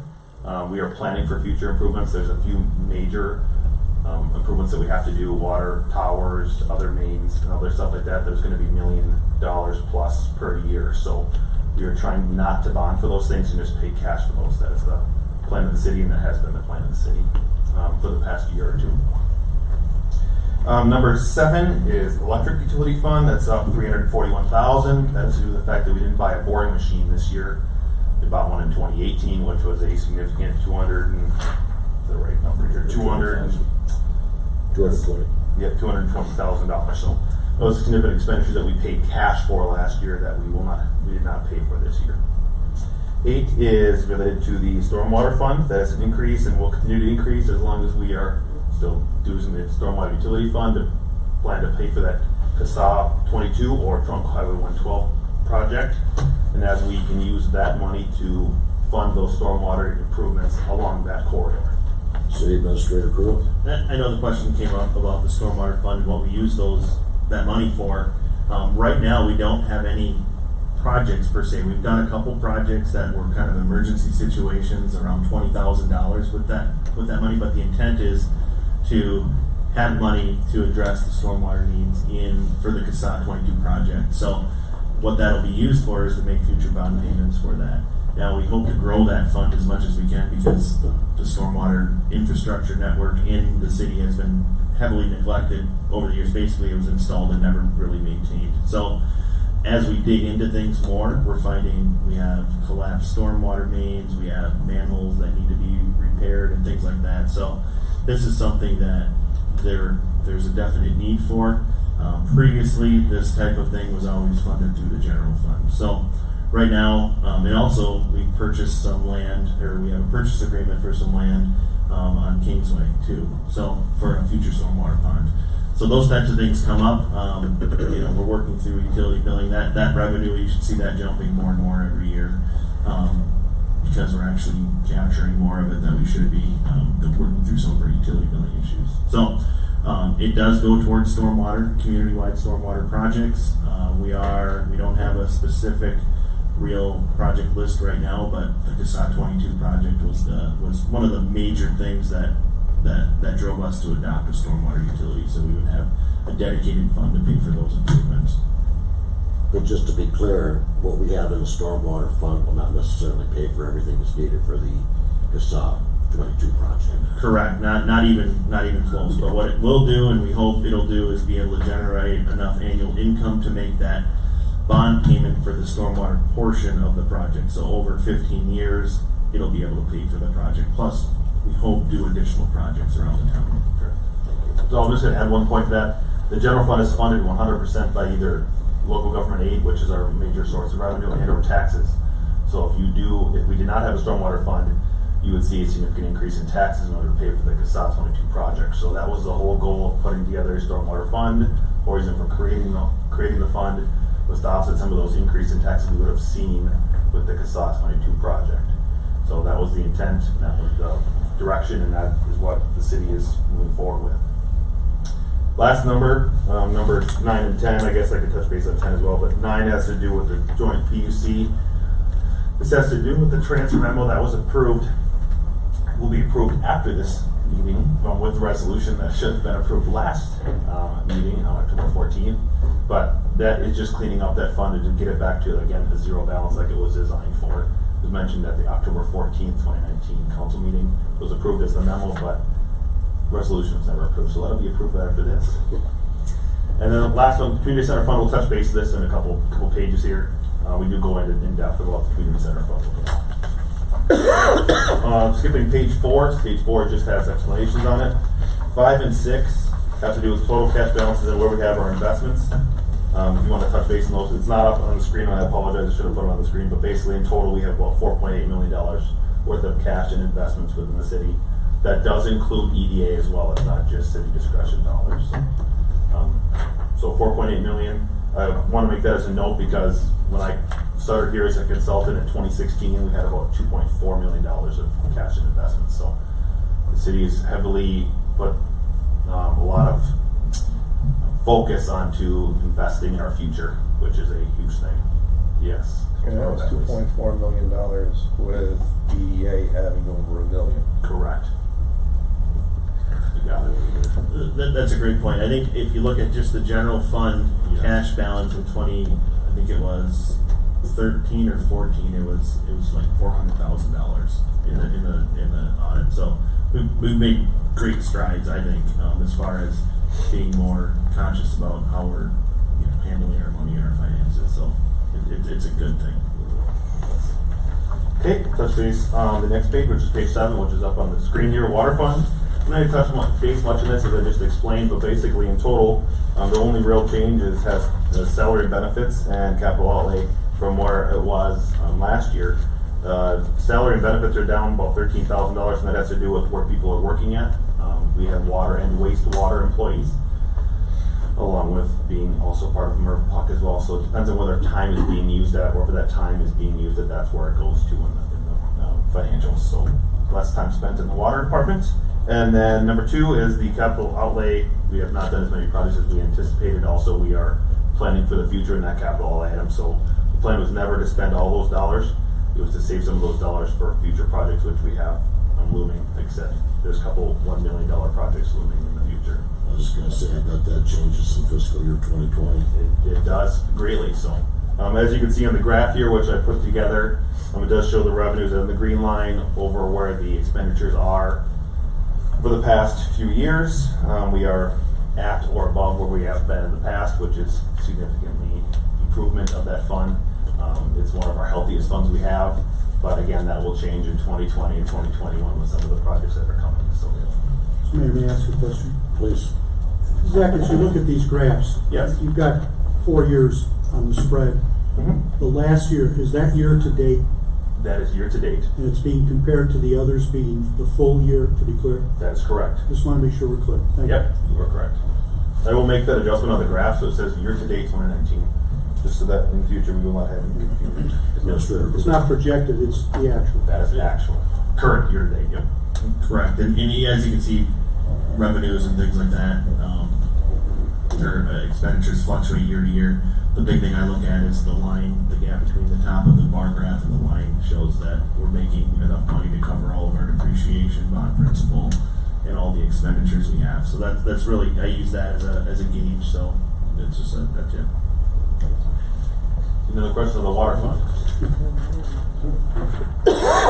We will move forward The to next one. I know. Page 8. This one isn't as pretty as the last one, so this one will probably spend a little more time on, which is okay with me. So this is the Soar Fund. This has been our worst outcoming fund or worst performing fund that we've had in the last few years. I think we're all aware of why that is, and I don't need to go into too many details, but basically it has to do with the bond payments we make to PFA. So we're reeling in from that. We make about $1 million or $1.1 million for the bond payments just to PFA for one bond for the wastewater treatment plant. So that has significantly hurt this fund. Number 1 and number 2, I want to preface overall before I start this whole thing is that this budget was developed having in mind that MRF was going to be dissolved.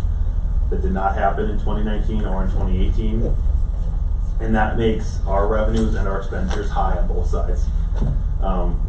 We're thinking, our goal was to try to get it as close as possible with MRF being dissolved. That didn't happen, so I preface all my comments before that when I say that. Number 1 and number 2, we have an increase in sewer revenues. Number 1, this has to do basically with better meter reads and the meter changeout program as we've gone through this year. And they are all well below, based on the overall note above, which is 1.7 million through the end of through 9/30 of 2019, versus where we thought we'd be at, it was 2.9 million. So, yes, City Administrator Cruz. I just want to talk about, Zach mentioned better meter reads, and this is a pretty common occurrence today. Sally and Zach were going through meter swap outs, and they found an account. And this, for that account holder probably isn't the best thing, but they weren't being charged enough. So there's a multiplier generally on these meters. The multiplier on this meter was 10. They were getting charged just 1, and they were very significant users. So you'll see some increases in revenue because we're finding these things as we're doing this meter swap out project and the utility billing conversion. So we hope, and there's been I don't know how many of these that have came up, but they really do help with the revenues, and it's all about being equitable to the community and making sure people are paying their fair share. So we're not going back and requesting that people pay for the meter not being read correctly or the multiplier not being in there correctly, but moving forward, their bill will change significantly. And we're talking going from a $400 bill to a $20,000 bill for just this account holder. So there's things like that come up that will significantly help our revenues stream. So let me ask you this, Administrator Krugel. Do we have a time frame in mind when we know that all of our utility accounts have been validated and everything matches between what we're being charged as opposed to what kilowatts in the billing system? Yes, February 10th, 2020. Perfect. Write that down. Yeah. You can write that one down. That'll be the go live date. All right, those are good questions, good comments. Number 2, miscellaneous. This has to do with the land sale to Murph Puck. We did purchase land in 2018 at the end of the year, and we moved that over to Murph Puck, and Murph Puck paid us back and reimbursed us for those dollars. That was a $196,000 receipt that we got from Murph Puck. So those are the increase in increase in revenues, in miscellaneous revenues. 3, 4, and 5 have to do with time, or at least specifically 3 has to do with more time spent in the sewer portion of the city. Number 4, upgrading the server at the sewer department to get ready for NISC, which is our NISC, which is our new software for the utility billing. And number 5 is related to the maintenance and repair of the server, SCADA, and overall for the city. And this is about $50,000 expense, and that is number 5, sorry, on the line items there. So that's about $50,000 expense. There was nothing in 2018 related to that. Number 6, capital outlay. More CIP, CEP items that were occurred in 2019 than compared to 2018. But again, we were still below budget. And again, that's the plan for the future. We're trying not to spend all of our dollars so that we have money set aside for if projects happen and things will happen, we have money ready for them instead of having to bond for them. And number 7 is that corrected coding of Murph Puck time, which I mentioned earlier, which was approved by transfer memo, but I made that transfer on here so you could see the actual dollar amount that it should have been as of 9/30/19 with that memo approval, but it will be approved right after this quarterly report. On to the electric fund. This fund is performing much better than I did last year, which I'm very happy about. I think the main portion has to do with the city charging the same amount that we were getting charged for summer demand rates. Summer demand rates are our highest kilowatt per hour charges that we get charged from MMPA, and we were supplementing those in specifically 2019 so now 2019 we are matching whatever we had got charged from MMPA for the summer demand rates. So we were supplementing those before, which caused a significant decrease in our revenues than what we should have. So Mr. Krug, I know you have more information on this than I do. I just wanted to point out, I love graphs and I love looking at them, right? So if you look at the dark orange part of this graph itself, you can see, and because of the scale, it's hard to see, but in general, the consumption of energy in Sueur is going down slightly. And that's a general trend of people transitioning to LED light bulbs and more efficient fixtures and things like that. So until or if we get another business that uses a lot of energy, that'll be the general trend, and that's what we're seeing across other cities as well, is that the consumption is going down slightly. So keep that in mind, because it does take it takes a fixed amount of money to maintain the infrastructure that we have, and we have programs that we administer, rebate programs that incentivize people for doing this. We want it to happen. We're actually, through MMPA, we're mandated to do it, to have some sort of rebate program. But just keep that in mind in general, that consumption-wise, energy consumption is going down in the city of Sueur. Fantastic. Okay, we'll touch on expenditures now. Number 2 has to do with electrical transformer repairs and equipment parts. Both were about $10,000 that were in 2018. Nothing similar in 2019 in that line item. Number 3, paid out $57,000 more in the energy conservation rebates, which was previously mentioned by City Administrator Krugel, related to businesses and residents. The city receives these rebates from MPA, and those are, like I said, $57,000 more in 2019. That's just more awareness from the city and residents and businesses and using those programs to the best of their ability, which is fantastic.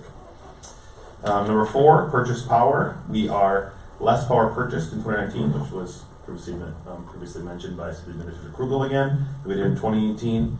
If you look at the bottom line item on my green and white spot there, it shows how many kilowatt hours we billed as of year to date. So we're down about 7.3 million kilowatt hours billed to date, which in turn means we've purchased less power, which is again, good trend.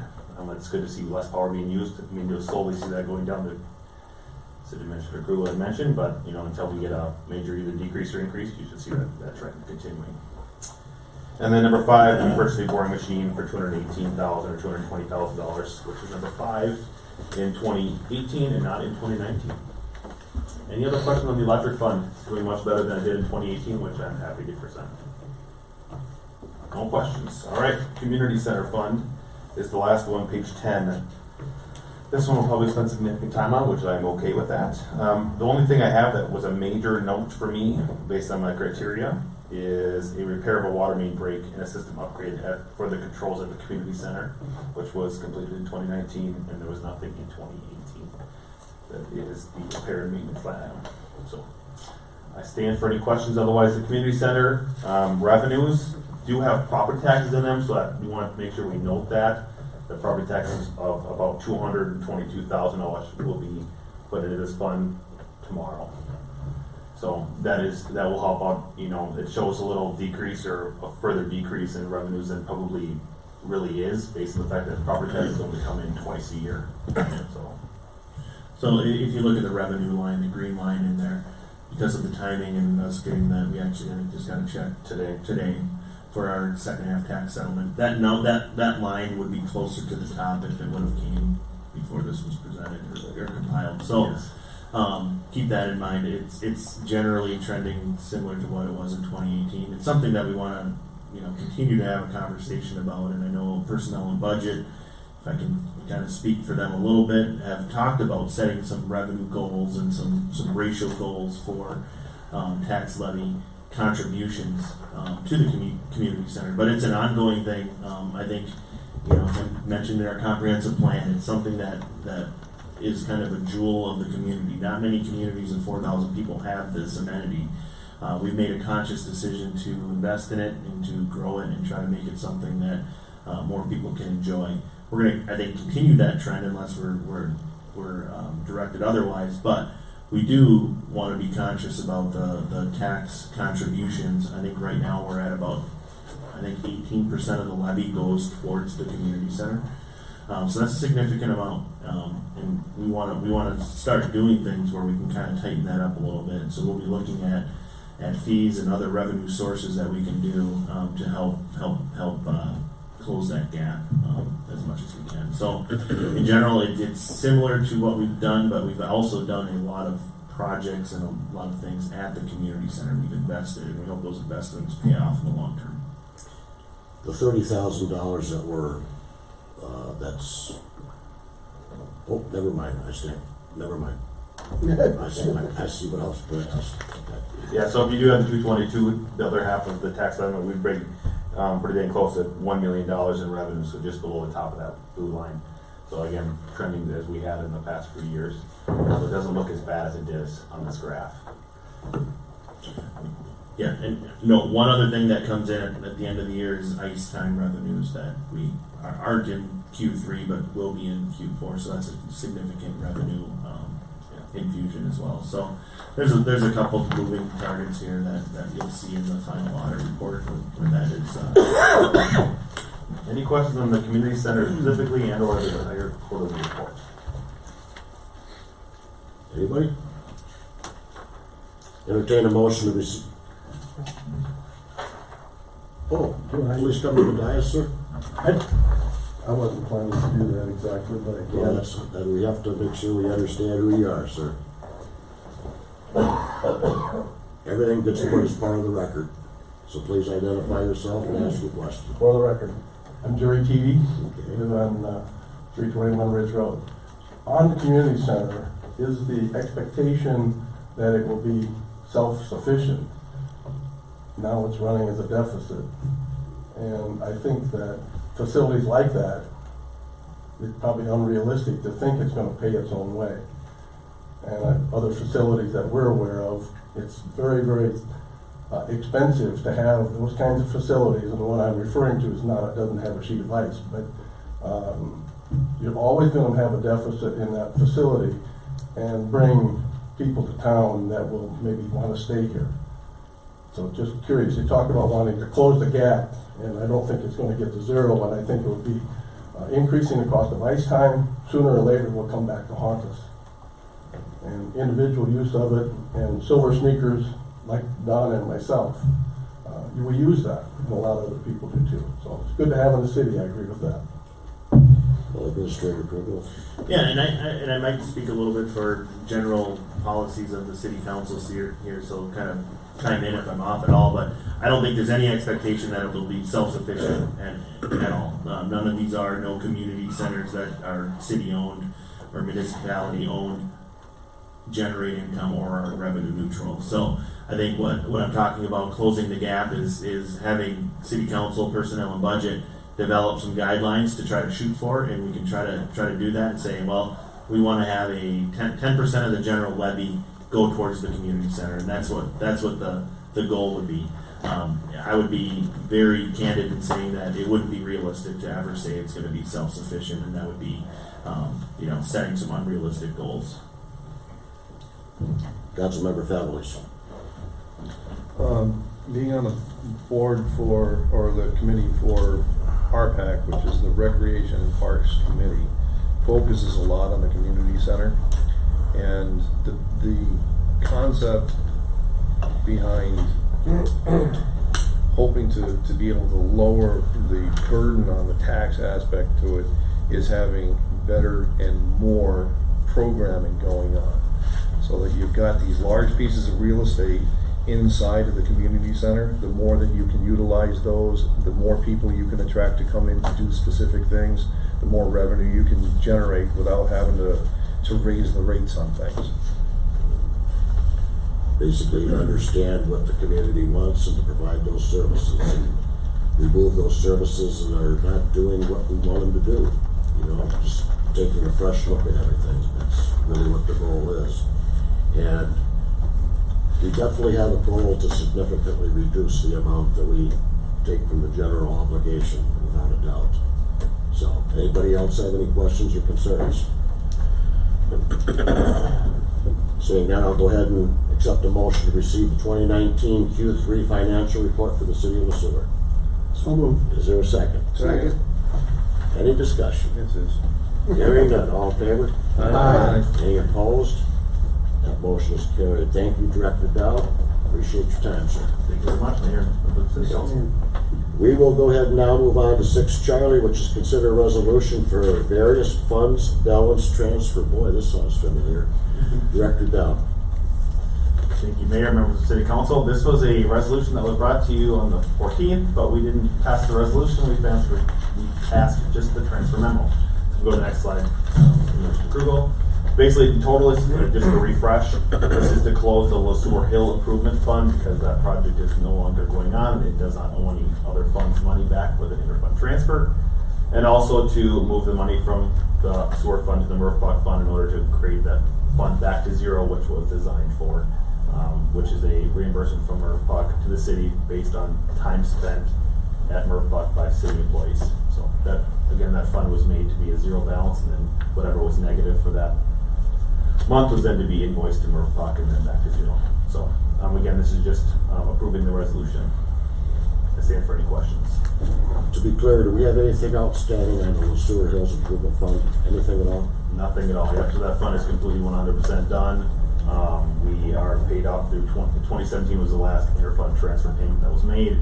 2018, I left it open just based on any following things that may have happened. 2019, did nothing happen. So recommended in the 2018 audit with discussion with the auditors to close that fund based on no activity. Yeah, I was just gonna say, just clarification. Going through the minutes, and the clerk and I do a review of the minutes and what was passed. There was just a point of clarification. We wanted to make sure that the specific resolution was actually in the motion. So it's just a kind of a cleanup, administrative cleanup item. So it was approved with the exact same terms. We just want to make sure that the resolution is approved so that it's reflected in the minutes correctly. Anybody have any questions?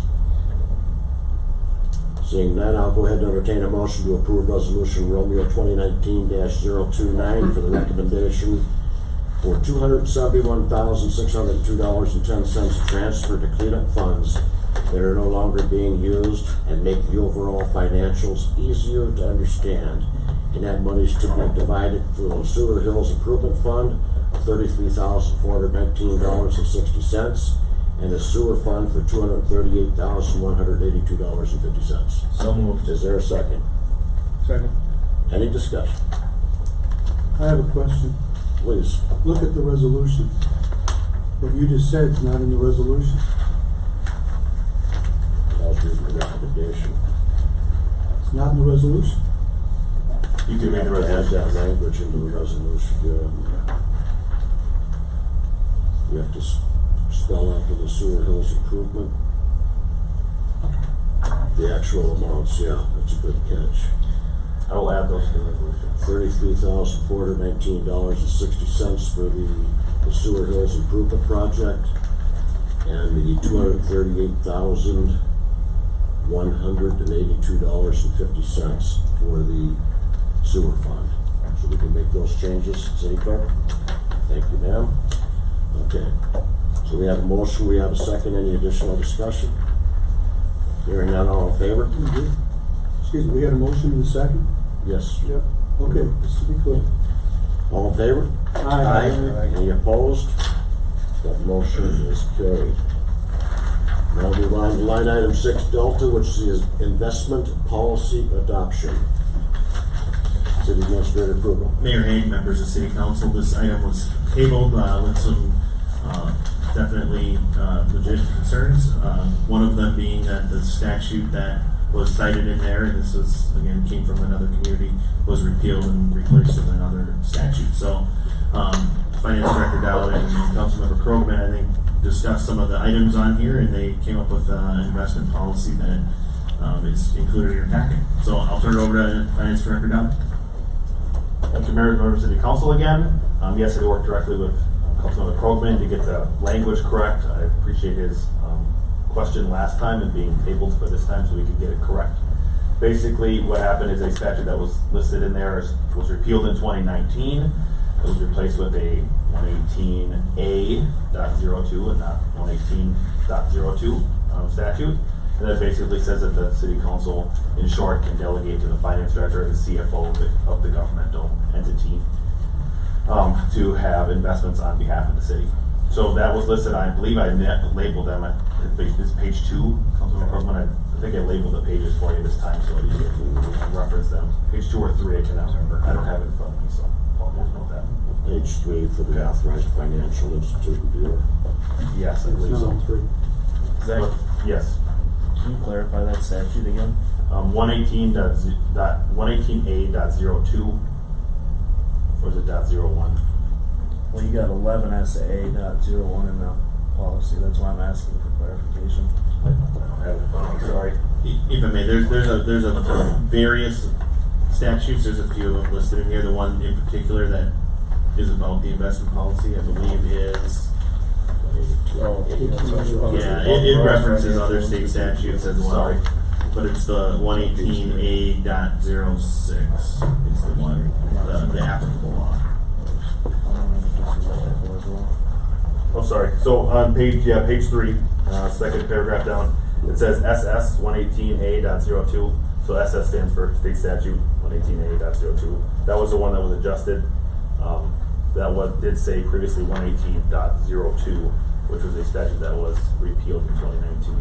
Again, that states that the governing body of each government shall designate as a depository of its funds one or more financial institutions, and the governing body may authorize the treasurer or chief financial officer to all of the following: designate depositories of the funds, make investments of funds under sections 118A.01 to 118A.06, or other applicable law, or both designate depositories and make investments as provided in this subdivision. Additionally, the treasurer or chief financial officer of a governmental entity may at any time sell obligations purchased pursuant to this section, and the money received from such sale and the interest and profits or loss on such investment shall be credited or charged as the case may be to the fund from which the investment was made. Basically, it says that you can delegate that to the chief financial officer or treasurer of the city. So that is what the investment policy states, and that is what I adjusted it to based on working with Councilmember Krogman. So I'm looking for adoption of the city council, or the city of Sewer investment policy as rewritten. Question for Councilmember Krogman. You've had ample time now to review this document, and it meets your approval, sir? I know you've been working with Director Dowd on this. My main thing was getting the correct statute. I've reviewed it, I'm satisfied. It's broad authority, but I believe it's necessary. director is still accountable to us. There is a possibility of having an investment committee, which I would recommend. So I would endorse this. As I've said before, not practicing law, but as a council member. And I want to be understood that it's no insult to our city administrator. He was originally mentioned in the policy, but the statute doesn't allow that, and we have to do things correctly. And so that's why he was not mentioned. Councilmember Sullivan? Just question under prudence on the first page. Prudence? Prudence? Are the statutes accurate there? Yeah, I just typed in, looking at the Minnesota statutes, 11SA.01. Marcus Paul. I think it should be a 118A. Yeah, it should be 8A, that's, one. okay. It looks like. That's what I was wondering, if it was a typo or if if that's an accurate statute. I believe that, if I may, I believe that S for some reason is supposed to be an 8. Is it supposed to be? Yeah, that's what I think. Yeah. So it's kind of odd. Let's make sure that we have that and fix that. Yeah, fix that one. So under prudence, the fourth line, city clerk, we want to make sure that state statute 118 alpha-01. Okay, with that said, is there any other questions or concerns that comes up regarding this? Seeing no, entertain a motion to approve the investment policy as written with the change made. So For under prudence 118A-01 within the fourth line. We have a motion, is there a second? Any additional discussion? Hearing none, all in favor? Aye. Any opposed? That motion is carried. Thank you very much. Appreciate that. Thank you very much. Bart, your graphs, your pie charts, they're looking so great anymore. Former Councilman Johnson is very proud of those. I'll make sure to pass that on to when I see it. We now move on to 6 Echo, which is the Small Cities Development Application for Common Ground Communities. City Administrator approval. Mayor Haig, Community Development Director, has an update about small cities development application for common bond communities. As a refresher, they're the group that's looking at redeveloping Meadows 1 with Meadows 2. So with that, I'll turn it over to Mr. Maggio. Good evening, Director DiMaggio. How are you this evening? Good evening, Mayor Haig, members of the council. It's always good to see you. This evening, Diana from Common Bond did offer to come to Sueur, but I told her I didn't think it was necessary, that I thought I could do this due to the length of how I thought this meeting was going to go. I didn't want her here at night in the dark and having to travel back, so I hope you don't mind me doing this in her absence. They are in the process of acquiring Sueur Meadows from Sherman and Associates. And as they were looking at this, I know that they thought that they were going to have to do some rehab to it, but I think as they're inspecting the buildings, they're realizing that the existing buildings are showing their age. From what I can find is they were approved, there's a TIF approved for this in 2001, and then a modification came forward in 2005. So I believe that these buildings were constructed probably in 2003. So they're approximately 16 years old at this point. So what they would like to do is they're trying to find additional funds so they can construct the new buildings, and then they can also rehab the existing buildings. They would like to only do this at one time. They at first were going to start with the new construction, and then in 2031 they were going to rehab the existing units. They're now rethinking that due to construction costs. I think that they're looking at it as trying to get more projects done at one time, similar to what we do as a city. You kind of get a little bit of a better cost if you have more work to be done than doing one thing here, one thing there. The other thing that they're looking at is trying to find funds then to do this rehab. So they want to build the new buildings. They were issued some money from the state of Minnesota, from the Minnesota Housing Finance Authority, but now they need money to try to rehab the existing buildings. Minnesota Housing Finance has told them, we're not willing to let you use the funds that we gave for the rehab. We issued those just for the new building. We're not willing to let you use them for the rehab of the existing, which doesn't surprise me. I think they were awarded for a reason, and they're making them stick to that reason. So now they're trying to find additional funds to rehab the existing apartments. One option for them is actually offered through deed through the Small Cities program. This might seem a little bit familiar to you because the HRA here in the Sueur was just awarded $600,000 from the same program for Hillside Court. Identical program, the same thing. We were the applicant in that as well. Even though the funds are going through the HRA, this is very similar. We would be the fiscal agent. We would make sure that the common bond is spending it the way they're supposed to, but this would go to rehab their building. So tonight, I'm here to ask you if you would be willing to be the sponsor again of this application. And as I said, the city would be the fiscal agent. This is something that Zach and I are already doing right now for the HRA. And Zach attended a 8-hour training on managing this program, so I feel confident that we could do that. And I think if there's a chance for us to bring an additional $600,000 of improvements into our community from deed, that it's worth a shot. So that's what they're asking for. Any questions? How will they go about doing the improvements with those apartments being built? Well, and I think that's a good question. Some of the improvements I know are exterior improvements, and I think what they'll do is some of the things we talked about early on, and I know they're coming to do an inspection in the next few weeks. Some of them are new decks. Some of the decks look like they need to be replaced. Maybe replacing siding, air conditioners. Other things that they'll do is I think if they can move someone maybe out of one apartment and into another one. I know that's something that Monica's doing at the HRA. She's letting there accumulate some vacancy, which isn't the best thing, but there isn't really a nice way to do it when you have every unit full.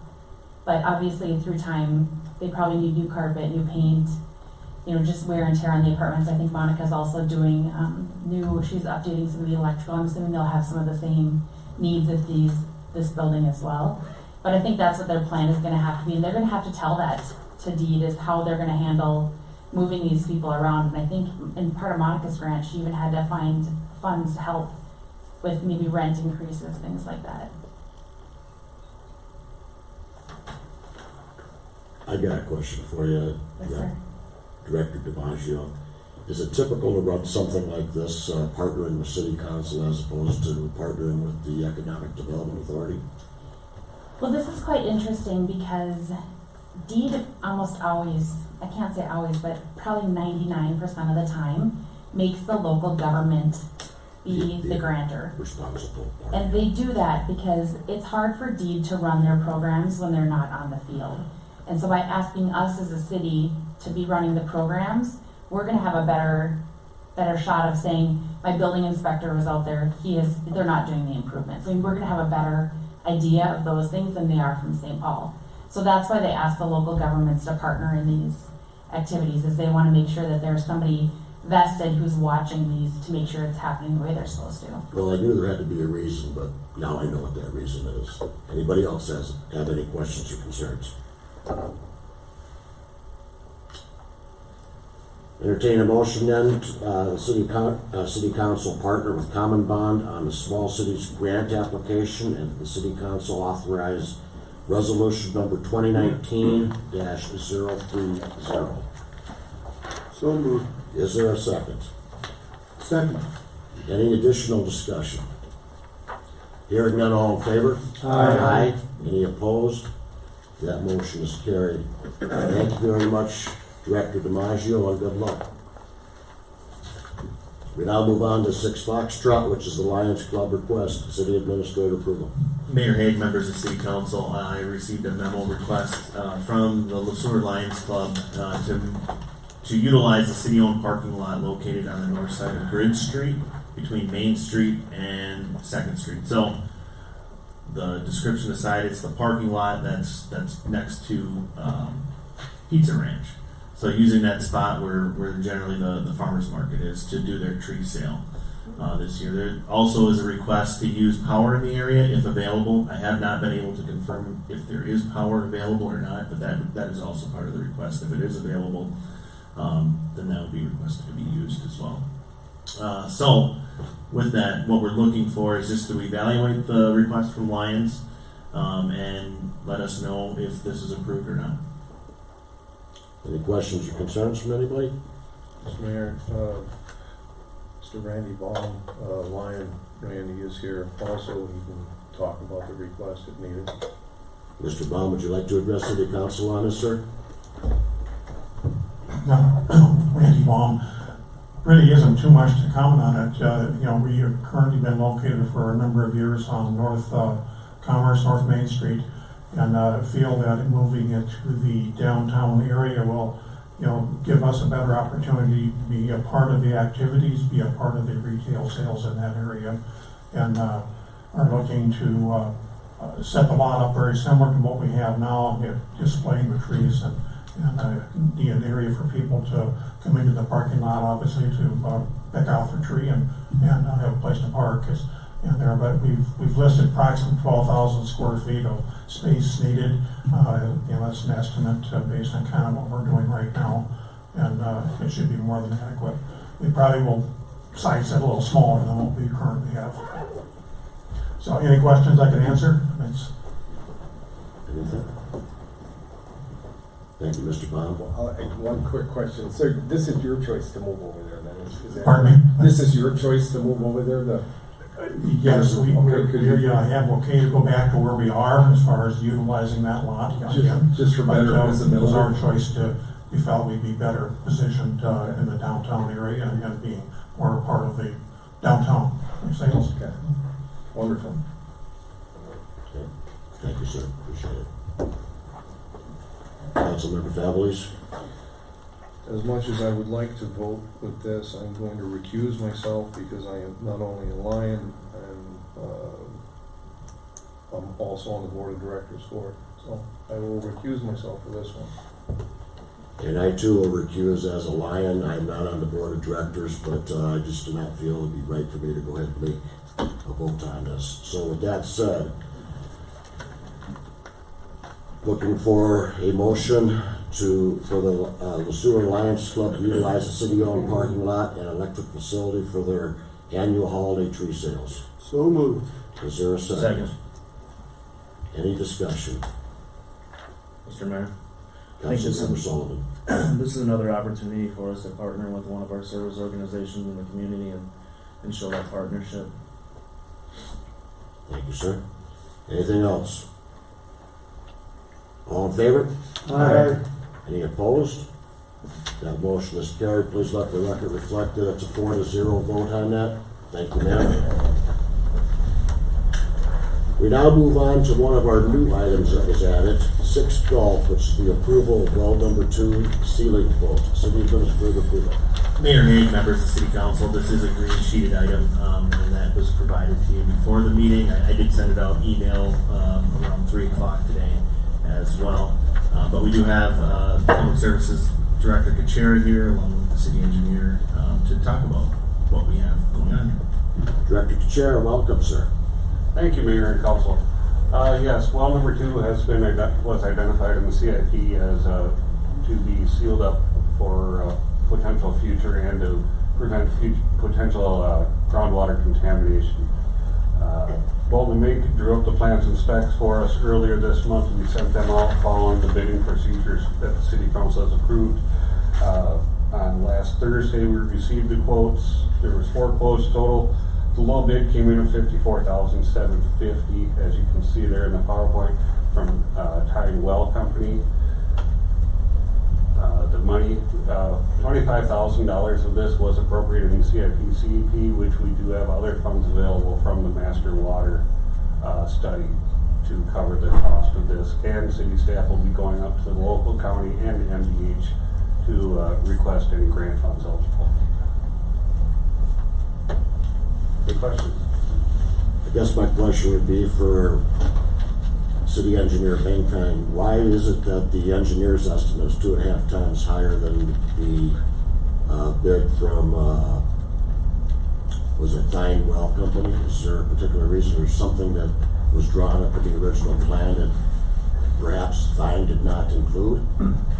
No, there were just some provisional things that we included within the estimate as we were going through and planning this project, just to make sure that we are accounting for the potential to include through the bidding process, and some of the addendums as clarified those weren't required, and thus lowering overall the total project cost. So it was just a budgetary number that we came well below of, but through review of the bids, in communication with Thine Well, indicating to them they're low bidder, We talked tonight about some schedule availability. They've indicated in the next 2 weeks they're free. They'd like to get going on this right away.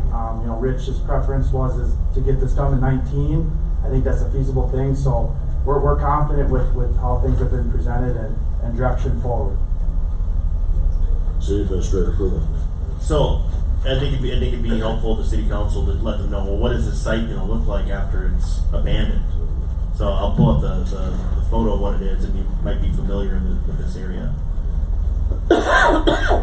So upon completion, the asphalt will be gone, the building will be gone, and it will be hydro-seeded, kind of like the sidewalk project looks right now. There'll be grass until a further definition is given for this area. So, one thing, if I may,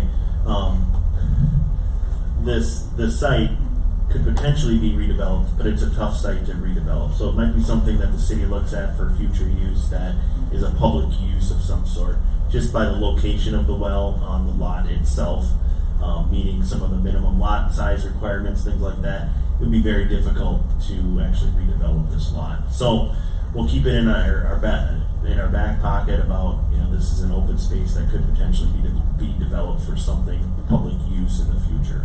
So to be clear, just to make sure I understood what you said, this particular lot size would not be adequate to build on. Correct. Just by the location of the well being somewhat in the middle of the parcel. So that was the first question I asked. Well, can we reconfigure the lot and redevelop it? Now we have another lot that's available for sale, and looking at it, it wouldn't meet the minimum setbacks and the minimum lot size requirements. And just so I know this information, if you seal a well, can you actually build on that site? You'd always have to disclose it, that you have a well, even though it is sealed and abandoned, so that's something that somebody would have to be aware of. I think in perpetuity, the city would likely keep that property just because it's a municipal well, and going through that process would be difficult to get somebody to redevelop on that land. Anybody else have any questions or concerns? Entertain a motion then to approve the bid from Thine Well Company for $54,750 for the sealing of well number 2. So moved. Is there a second? Second. Any discussion? Hearing none, all in favor? Aye. Any opposed? That motion is carried. We now move on to 6 Hotel, which is the water and electric meter project update. City Administrator Kudo. Mayor Hague, members of City Council, as you're aware, there's been quite a bit of significant activity with this project. We have a couple of memos that were included in the green sheet item. Essentially one kind of going over the third and final notice, and then the other just an update of what's actually going on. So with that, I'll turn it over to City Engineer Baker. Alright, good evening, Mr. Mayor and Council. So last meeting we had some pretty lengthy discussion about this third and final notice, and I think notably we've had previous discussions prior to that with some concern with the meter project. So as city staff, we stepped back and we really asked ourselves, do we want to proceed with some of the reservations that were presented at the council meeting, and just how this project was continuing to evolve. We communicate with the prime contractor our displeasure with the sub, and a significant change has been made. We are proceeding now with a different installation subcontractor. That contractor is Vanguard Utility Service, and notably they just finished a project up in Richfield, Minnesota. It is with Core and Main. That project was as well, which is our prime, and they were installing the same type of meters that we're installing, at least from a water standpoint. So that's a good couple things going forward. We did reach out to City of Richfield, and the feedback was very positive as far as how Vanguard operates, just the customer service both at a city staff and a resident level. I think things we certainly would note it could be improved upon. So they'll be taking over this contract at this point in time, and they're going to be moving forward with all the remaining water meters that we have in stock, as well as following back up and addressing those installation issues as well. And then further, they're able to proceed with the electric meters that we have in stock. So it's really a launching forward with that contract as is, just with a different installer. And the current plan, at least in this time, is this week. They've given their guys a vacation. It's going to literally be that whole team from Richfield coming down to the Sueur here to finish our contract.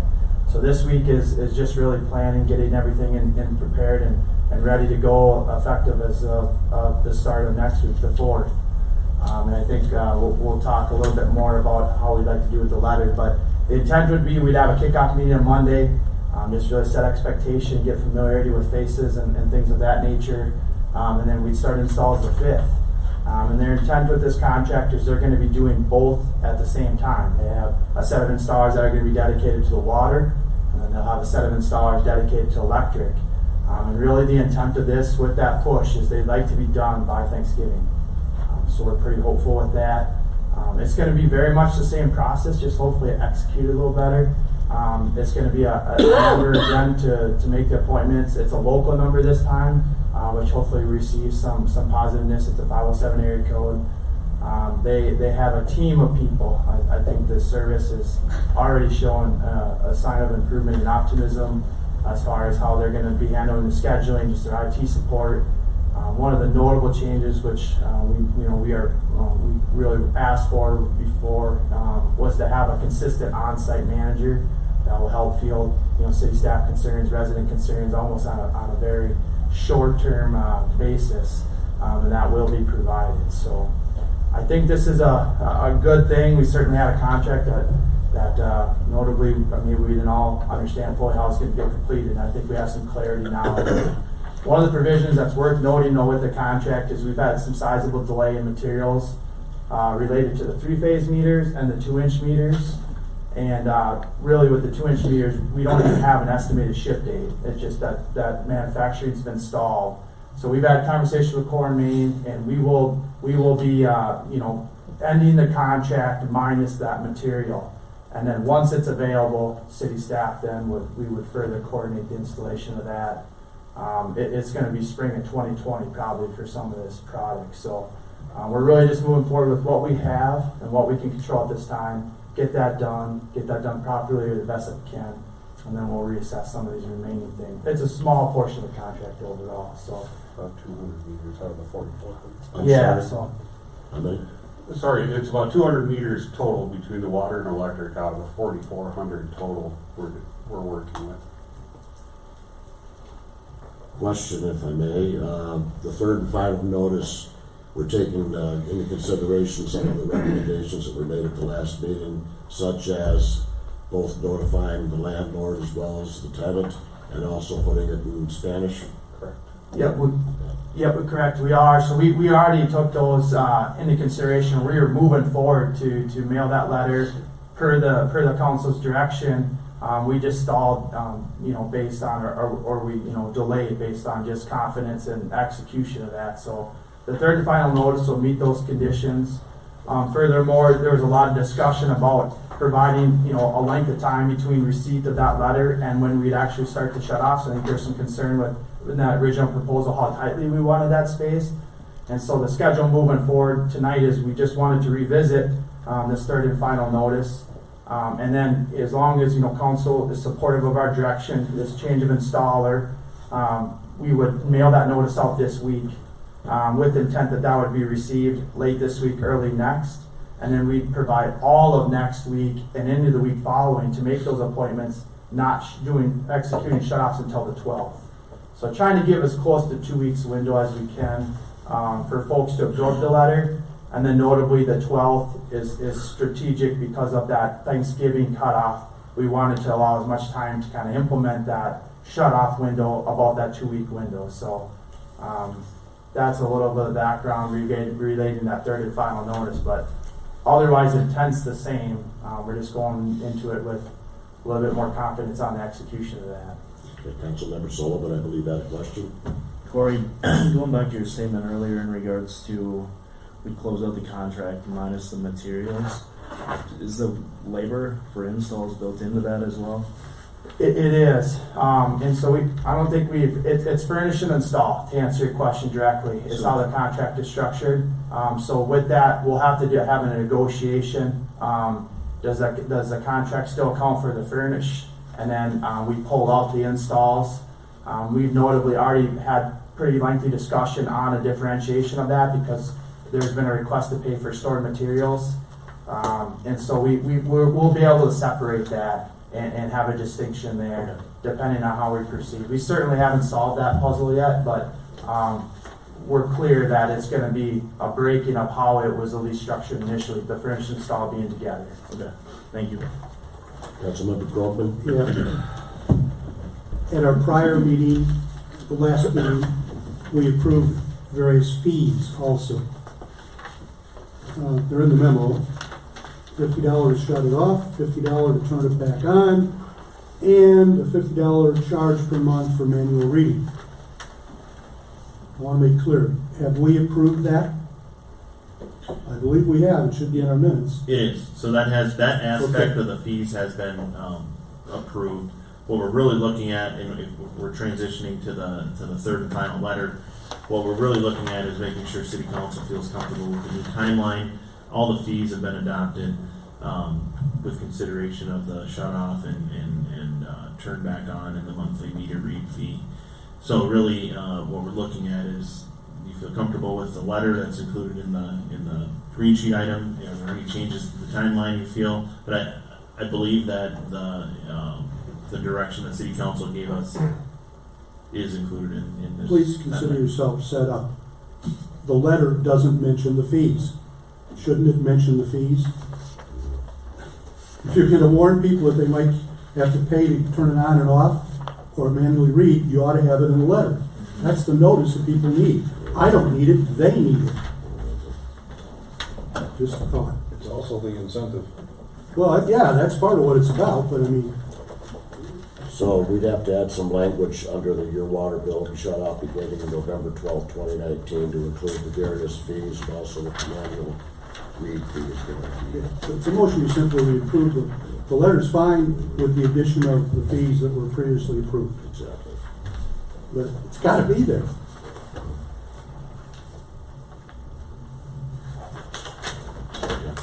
Yep. Okay, so I'll entertain a motion then for City Council to authorize staff to send out the third and final notice as corrected tonight to affected properties, allowing city staff to terminate water service and charge for termination services and charge a manual read fee if staff is unable to shut off water. So moved. Is there a second? Any discussion? I have one question. Question? On the letter, big paragraph at the bottom, it talks about the city of Sueur will begin terminating water service for those who fail to schedule installation of updated water meters beginning Tuesday the 12th, and will continue to terminate water service Monday through Thursday of each week. Can somebody explain that to me? What that means? Yeah, we can't shut off water on a Friday. So we'll do as many as we can. Monday through Thursday. Monday through Thursday, yeah. And they won't get turned on until meters are replaced. Is that my understanding? Correct, yes. I just Yes, wanted- yeah. I thought you were asking about Nope. when we can shut them off, but yeah, you're correct. Any other questions or concerns? Hearing none, all in favor? Aye. Any opposed? That motion is carried. Thank you. Thank you.